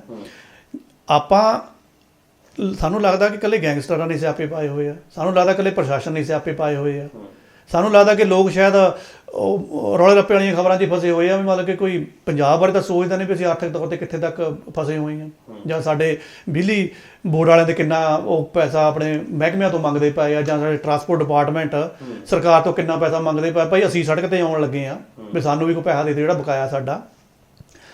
ਤੁਹਾਨੂੰ ਮੈਂ ਦੱਸਦਾ ਕਿ ਇਹ ਫੈਕਟਰ ਨਹੀਂ ਹੈਗੇ। ਧਰਮ ਨੂੰ ਮੂਹਰੇ ਰੱਖ ਕੇ ਲੋਕਾਂ ਦਾ ਕਿੱਦਾਂ ਕਵਾੜਾ ਕੀਤਾ ਜਾਂਦਾ ਆ, ਸਰੀਰਕ ਤੌਰ 'ਤੇ ਵੀ ਉੱਪਰ। ਜਲਦੀ ਨਾਲ ਦੱਸਦਾ, ਸੰਗਰੂਰ ਦੀ ਘਟਨਾ ਆ, ਇੱਕ ਮੁਹਾਵਰਾ ਨਹੀਂ ਬੋਲਿਆ ਜਾਂਦਾ ਕਿ ਨਮਾਜ਼ ਬਖਸ਼ਾਉਣ ਆਇਆ ਸੀ ਤੇ ਗਲ ਰੋਜੇ ਹੀ ਪੈ ਗਏ। ਹੁਣ ਮੰਦਰ ਦੇ ਵਿੱਚ ਕੈਂਪ ਲਾਇਆ ਜਾਂਦਾ ਔਰ ਇਹ ਐਲਾਨ ਕੀਤਾ ਜਾਂਦਾ ਕਿ ਇੱਥੇ ਗੰਜੇਪਣ ਦਾ ਇਲਾਜ ਹੋਊਗਾ। ਉਹ ਬੰਦੇ ਉੱਥੇ ਆਉਂਦੇ ਆ ਜੀ, ਉਹਨਾਂ ਦੇ ਸਿਰਾਂ ਦੇ ਉੱਪਰ ਤੇਲ ਤੂਲ ਮਲ ਦਿੱਤਾ ਜਾਂਦਾ ਆ, ਕਹਿੰਦੇ ਜਾਓ ਘਰ ਨੂੰ ਜਾ ਕੇ ਨਹਾ ਲਿਓ। ਉਹ ਬੰਦੇ ਗਏ ਆ ਘਰ, ਉਹ ਨਹਾਤਾ ਨੁੱਤਾ ਆ, ਤੇ ਬਾਅਦ 'ਚ ਪਤਾ ਲੱਗਿਆ ਮੈਨੂੰ ਅੱਖਾਂ ਸੁੱਜ ਗਈਆਂ, ਲਾਲੀ ਆ ਗਈ, ਇਨਫੈਕਸ਼ਨਸ ਹੋਈਆਂ, ਸਾਰੇ ਬੰਦੇ ਹਸਪਤਾਲ। ਤੇ ਡਾਕਟਰਾਂ ਨੇ ਕਿਹਾ ਵੀ ਜਿਹੜਾ ਹੁਣ ਸੂਜਿਆ ਤਾਂ ਇਹ ਤਾਂ ਹੋ ਜਾਊਗਾ ਠੀਕ, ਪਰ ਜੇ ਸਾਰਾ ਤੁਹਾਡੀਆਂ ਅੱਖਾਂ ਦੇ ਉੱਪਰ ਇਹ ਰਿਐਕਸ਼ਨ ਹੋਈ ਆ, ਭਾਈ ਹਰੇਕ ਜਣਾ ਬੰਦਾ ਜਾ ਕੇ ਮੇਰੀ ਅੱਖਾਂ ਚੈੱਕ ਕਰਾ ਲਿਓ। ਚਲੋ ਉਹਨਾਂ ਨੇ ਕੈਂਪ ਲਾ ਕੇ ਉਹ ਪਤਾ ਨਹੀਂ ਕੀ ਮਲ ਦਿੱਤਾ, ਪਤਾ ਨਹੀਂ ਤੁਸੀਂ ਆਪਣੇ ਹੱਥ ਆਪਣੀਆਂ ਅੱਖਾਂ 'ਚ ਪਾ ਲੈ, ਪਰ ਜੇ ਕੋਈ ਤੇਲ ਵੀ ਹੋਊਗਾ ਅੱਖਾਂ 'ਚ ਨਾਲ ਲਾਉਣ ਦਾ ਇੰਨਾ ਤਾਂ ਨਹੀਂ ਕੁਝ ਇਨਫੈਕਸ਼ਨ ਹੋ ਸਕਦੀ। ਮਤਲਬ ਕਿ ਸਾਡੇ ਲੋਕ ਵੀ ਕੀ ਕਰਦੇ ਪਏ ਆ, ਇੱਕ ਧਰਮ ਦੀ ਆਸਥਾ ਦੇ ਵਿੱਚ ਆ ਕੇ ਸਾਰਾ ਕਵਾੜਾ ਕਰੀ ਜਾਂਦੇ ਆ। ਕੱਲ੍ਹ ਨੂੰ ਕਿਸੇ ਨੇ ਵਿੱਚ ਇਹ ਛੋਲੀ ਛੱਡ ਦਿੱਤੀ, ਉਹ ਤਾਂ ਜੀ ਉਹ ਮਸਜਿਦ ਵਾਲਿਆਂ ਦਾ ਘਰ ਆਇਆ ਜਾਂ ਫਲਾਨਿਆਂ ਦਾ ਘਰ ਆਇਆ ਜਾਂ ਕੋਈ ਵੀ ਕਿ ਧਾਰਮਿਕ ਕੋਈ ਵੀ ਨਾਂ ਲੈ ਦਿੱਤਾ, ਇਹ ਫਸ ਗਏ ਨਾ ਸਾਰੇ ਜਾਣੇ, ਚਲਾਤੀਆਂ ਨਾ ਇੱਟਾਂ। ਬਿਲਕੁਲ। ਤੇ ਨਹੀਂ ਇਹ ਮਾਨਸਿਕ ਗੱਲ ਹੀ ਤਾਂ ਹੈਗੀ ਹੈ, ਜਿੱਦਾਂ ਤੁਸੀਂ ਦੱਸਿਆ ਵੀ ਕੁਝ ਟਰਾਂਸਪੋਰਟ ਅਦਾਰੇ ਉਹਨਾਂ ਦਾ ਬਕਾਇਆ ਪਿਆ, ਬਿਜਲੀ ਬੋਰਡ ਵਾਲਿਆਂ ਦਾ ਵੀ ਬਕਾਇਆ ਪਿਆ, ਇਹਦੇ ਉੱਤੇ ਟਰਾਂਸਪੋਰਟ ਹੈ 3,350 ਕਰੋੜ ਬਕਾਇਆ ਪਿਆ ਆ, ਸਰਕਾਰ ਵਰਗੇ ਸਾਨੂੰ ਵੀ ਦੇ ਦਿਓ। 3 ਤੋਂ 3.5 ਕਰੋੜ ਮੇਰੇ ਖਿਆਲ ਪਿਆ ਹੈਗਾ ਆਪਣੇ ਕੋਲ ਬਿਜਲੀ ਮਹਿਕਮੇ ਦਾ। ਉਹ ਮਹਿਕਮਿਆਂ ਦੇ ਵੱਲੋਂ ਲੈਣਾ ਕਿ ਚਲੋ ਸਾਡੀ ਬੱਤੀ ਵਾਲੀ ਸੀ ਭਾਈ, ਬਿੱਲ ਤਾਂ ਦਿੱਤੇ ਹੀ ਨਹੀਂ। ਹਾਂਜੀ ਬਿਲਕੁਲ। ਤੇ ਇਹਦੇ ਵਿੱਚ ਜ਼ਰੂਰ ਦੋਸਤੋ ਇਹ ਚਲੋ ਬਾਕੀ ਗੱਲਾਂ ਵੀ ਜਿਹੜੀਆਂ ਚੱਲਦੀਆਂ ਹੈ ਕਾਨੂੰਨ ਵਿਵਸਥਾਵਾਂ ਦੀਆਂ, ਤੇ ਇਹ ਇੱਕ ਰਿਪੋਰਟ ਆ NCAER ਦੀ, ਉਹਦੀ ਸਟੱਡੀ ਜਿਹੜੀ ਆਈ 2012-13 ਤੋਂ 2022-23 ਤੱਕ, ਜਿਹੜੇ ਪੰਜਾਬ ਦੇ ਉੱਤੇ ਸਭ ਤੋਂ ਵੱਡਾ ਕਰਜ਼ਾ ਆ, ਜਿਨ੍ਹਾਂ ਦਾ GDP ਦਾ 50% ਯਾਨੀ 40% ਤੋਂ ਉੱਤੇ ਜੇ GDP ਦਾ ਖਰਚਾ ਹੋ ਜਾਵੇ, ਉਹਨੂੰ ਡੇਂਜਰਸ ਸਟੇਟ ਜਿਹੜਾ ਆ ਮੰਨਿਆ ਜਾਂਦਾ, ਕਰਜ਼ੇ ਦੇ ਵਿੱਚ ਡੁੱਬਿਆ ਹੋਇਆ। ਤੇ ਹੈਰਾਨੀ ਦੀ ਗੱਲ ਇਹ ਆ ਕਿ ਪੰਜਾਬ ਜਿਹੜਾ ਆ 40 ਦਾ ਛੱਡੋ 50% ਦੇ ਨੇੜੇ ਜਿਹੜਾ ਆ ਢੁੱਕ ਗਿਆ, 49 ਕੁਛ ਦੇ % ਦੇ ਹੋ ਗਿਆ ਆ। ਉਹਦੇ ਬਾਰੇ ਗੱਲਾਂ ਨਹੀਂ ਕੀਤੀਆਂ ਜਾ ਰਹੀਆਂ। ਆਰਥਿਕ ਤੋਂ ਕੋਈ ਨੀਤੀ ਨਹੀਂ ਅਜੇ ਤੱਕ ਦੇ ਪਾਈ ਸਰਕਾਰ, ਉਹਦੇ ਬਾਰੇ ਗੱਲਾਂ ਜ਼ਰੂਰ ਕਰਨੀਆਂ ਸੀ। ਪਰ ਚਲੋ ਅੱਜ ਸਿਰਫ ਆਪਾਂ ਪੰਜਾਬ ਪੁਲਿਸ ਤੱਕ ਹੀ ਸੀਮਿਤ ਰਹੇ ਹਾਂ। ਉਹਨਾਂ ਨੂੰ ਵੀ ਜਾਂਦੇ ਹੋਏ ਜਾਣੀ ਇਹ ਜ਼ਰੂਰ ਦੱਸ ਦਈਏ ਕਿ 1847 ਸਰ ਹੈਨਰੀ ਲਾਰੈਂਸ ਨੇ ਇਹ ਖਾਕੀ ਦਿੱਤੀ ਸੀ, ਖਾਕੀ ਵਰਦੀ। ਉਹਨੇ ਕਿਹਾ ਸੀ ਵੀ ਇੱਕ ਤਾਂ ਇਹ ਰੰਗ ਗੂੜਾ ਨਹੀਂ ਹੈਗਾ, ਦੂਜਾ ਆ ਵੀ ਇਹ ਕੰਮ ਬਹੁਤ ਕਰਨਾ ਪੈਣਾ ਆ, ਫੀਲਡ ਦਾ ਕੰਮ ਆ, ਮਿੱਟੀ ਘੱਟਾ ਬਹੁਤ ਹੋਣਾ ਹੈ, ਗੰਦੀ ਨਹੀਂ ਹੋਣੀ ਇਹ। ਪਰ ਮਿੱਟੀ ਘੱਟੇ ਤੋਂ ਤਾਂ ਸ਼ਾਇਦ ਇਹ ਵਿਚਾਰੀ ਨਹੀਂ ਸ਼ੋਅ ਕਰਦੀ ਵਰਦੀ ਵੀ ਇਹ ਮਿੱਟੀ ਲੱਗੀ ਆ ਜਾਂ ਨਹੀਂ। ਪਰ ਜਿਹੜਾ ਕ੍ਰਾਈਮ ਜਿਹੜਾ ਆ ਤੁਸੀਂ ਕਰਦੇ ਹੋ, ਉਹ ਜ਼ਰੂਰ ਇਸ ਵਰਦੀ ਨੂੰ ਲੱਗ ਜਾਂਦਾ ਆ। ਉਹ ਫਿਰ ਇੱਕ ਨਾ ਇੱਕ ਦਿਨ ਜਿਹੜਾ ਸਾਹਮਣੇ ਆਉਂਦਾ ਆ। ਤੁਸੀਂ ਆਪਣੇ ਮੁਖੀ ਜਿਹੜੇ ਸਮੀਰ ਸੈਣੀ ਵਰਗੇ ਆ, ਜਦੋਂ ਰਿਟਾਇਰਮੈਂਟ ਤੋਂ ਬਾਅਦ, ਤੁਸੀਂ ਅੱਜ ਤਾਂ ਤੁਹਾਡੇ ਕੋਲ ਪਾਵਰਾਂ ਹੈਗੀਆਂ, ਰਿਟਾਇਰਮੈਂਟ ਤੋਂ ਬਾਅਦ ਤੁਹਾਡੀ ਜ਼ਿੰਦਗੀ ਕਿੱਦਾਂ ਦੀ ਹੋਣੀ ਆ, ਇਹ ਜ਼ਰੂਰ ਦੇਖਿਓ ਕਿ ਜੇ ਵਧੀਆ ਕੰਮ ਕਰੋਗੇ ਲੋਕਾਂ ਦੇ ਵਿੱਚ ਤੁਹਾਡੀ ਔਸਤ ਹੋਊਗੀ, ਭਲਾ ਕੱਟ ਕੇ ਜਾਓਗੇ। ਅਦਰਵਾਈਜ਼ ਜਿਹੜਾ ਤੁਹਾਨੂੰ ਪਤਾ ਹੀ ਆ ਦਲਜੀਤ ਜੀ, ਇਹ ਵਧੀਆ ਕੰਮ ਤਾਂ ਹੋਣਾ ਆ ਜੇ ਪੰਜਾਬ ਦੇ ਵਾਸੀ ਲੀਡਰਾਂ ਨੇ ਜਾਂ ਪ੍ਰਸ਼ਾਸਨ ਨੇ ਜਿਹੜਾ ਗੰਦ ਪਾਉਣਾ ਉਹ ਤਾਂ ਪੈ ਹੀ ਰਿਹਾ ਹੈ। ਮੈਂ ਤੈਨੂੰ ਗੰਦ ਪਾਉਣਾ ਹੀ ਕਹੂੰਗਾ ਪੰਜਾਬ ਦੇ ਵਾਸੀਆਂ ਨੂੰ, ਕਿਉਂਕਿ ਅਸੀਂ ਇੱਕੋ ਹੀ ਧਰਮ ਵਾਲੇ ਨਹੀਂ ਇੱਥੇ ਹੈਗੇ। ਅਸੀਂ ਹਿੰਦੂ, ਸਿੱਖ ਜਾਂ ਮੁਸਲਿਮ ਜਾਂ ਹੋਰ ਜੈਨ ਵਗੈਰਾ ਜਾਂ ਕ੍ਰਿਸਚਨ ਵਗੈਰਾ ਸਾਰੇ ਆ ਪੰਜਾਬ ਦੇ ਵਿੱਚ। ਤੇ ਪੰਜਾਬ ਵਿੱਚ ਜਿਹੜੀ ਧਾਰਮਿਕ ਟੋਲਰੈਂਸ ਆ, ਇਹ ਤਾਂ ਜੇ ਆਪਾਂ ਮੈਂ ਦਲਜੀਤ ਜੀ ਉਹੀ ਗੱਲ ਕਰਨ ਲੱਗਾ ਆ। ਅਸੀਂ ਅੱਜ ਤੱਕ ਇਹ ਕਹਿੰਦੇ ਸੀ ਨਾ ਵੀ ਸਾਡੇ ਧਰਮ ਦੇ ਨਾਂ ਤੇ ਏਦਾਂ ਸਿੰਘ ਨਹੀਂ ਫਸਾਏ ਜਾਂਦੇ, ਅਸੀਂ ਉਹ ਵੀ ਗਵਾ ਲਈ ਆ।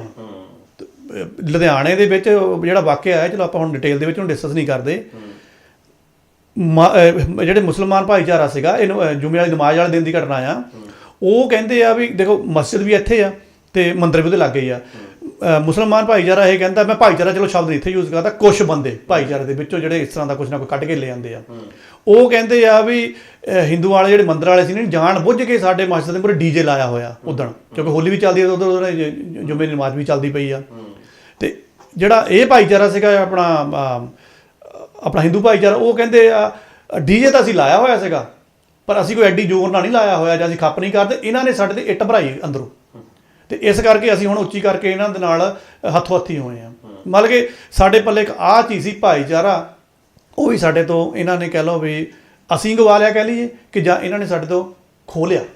ਇਹ ਸਾਨੂੰ ਗੌਰ ਕਰਨਾ। ਆਪਾਂ ਕਹਿ ਲਈਏ ਕਿ ਇਹਦੇ ਉੱਤੇ ਅਸੀਂ ਸਾਡੀ ਚਰਚਾ ਕਰਨ ਦਾ ਵਿਸ਼ਾ ਇਹੀ ਆ ਕਿ ਅਸੀਂ ਜਿਹਨਾਂ ਚੀਜ਼ਾਂ ਲਈ ਜਾਣੇ ਜਾਂਦੇ ਆ ਉਹਨਾਂ ਤੋਂ ਅਸੀਂ ਦੂਰ ਨਾ ਹੋਈਏ। ਅਸੀਂ ਫਿਰ ਉਹ ਜਿਹੜੀ ਸਦਭਾਵਨਾ ਆ ਉਹ ਬਣਾ ਕੇ ਰੱਖੀਏ। ਏਕਤਾ ਤੇ ਪ੍ਰਸ਼ਾਸਨ ਦਾ ਜਿਹੜਾ ਸਹਿਯੋਗ ਆ ਉਹ ਬਹੁਤ ਜ਼ਰੂਰੀ ਆ, ਤੇ ਉਮੀਦ ਵੀ ਕਰਦੇ ਆ ਕਿ ਉਹ ਸਹਿਯੋਗ ਕਰਨਗੇ। ਤੇ ਇਸੇ ਉਮੀਦ ਦੇ ਨਾਲ ਕਿ ਤੁਹਾਨੂੰ ਇਹ ਪ੍ਰੋਗਰਾਮ ਚੰਗਾ ਲੱਗਾ ਹੋਵੇਗਾ। ਫੀਡਬੈਕ ਤੁਸੀਂ ਦੇ ਸਕਦੇ ਹੋ ਇੰਡੋਸ TV ਦੇ ਰਾਹੀਂ। ਤੇ ਮਿਲਾਂਗੇ ਅਗਲੇ ਹਫ਼ਤੇ। ਤਦ ਤੱਕ ਮੈਨੂੰ ਦਲਜੀਤ ਸਿੰਘ ਨੂੰ ਤੇ ਹਰਜੀਤ ਲਸਾੜਾ ਜੀ ਨੂੰ ਦਿਓ ਇਜਾਜ਼ਤ। ਰੱਬ ਰਾਖਾ। ਸਤਿ ਸ੍ਰੀ ਅਕਾਲ। ਮਿਹਰਬਾਨੀ ਜੀ।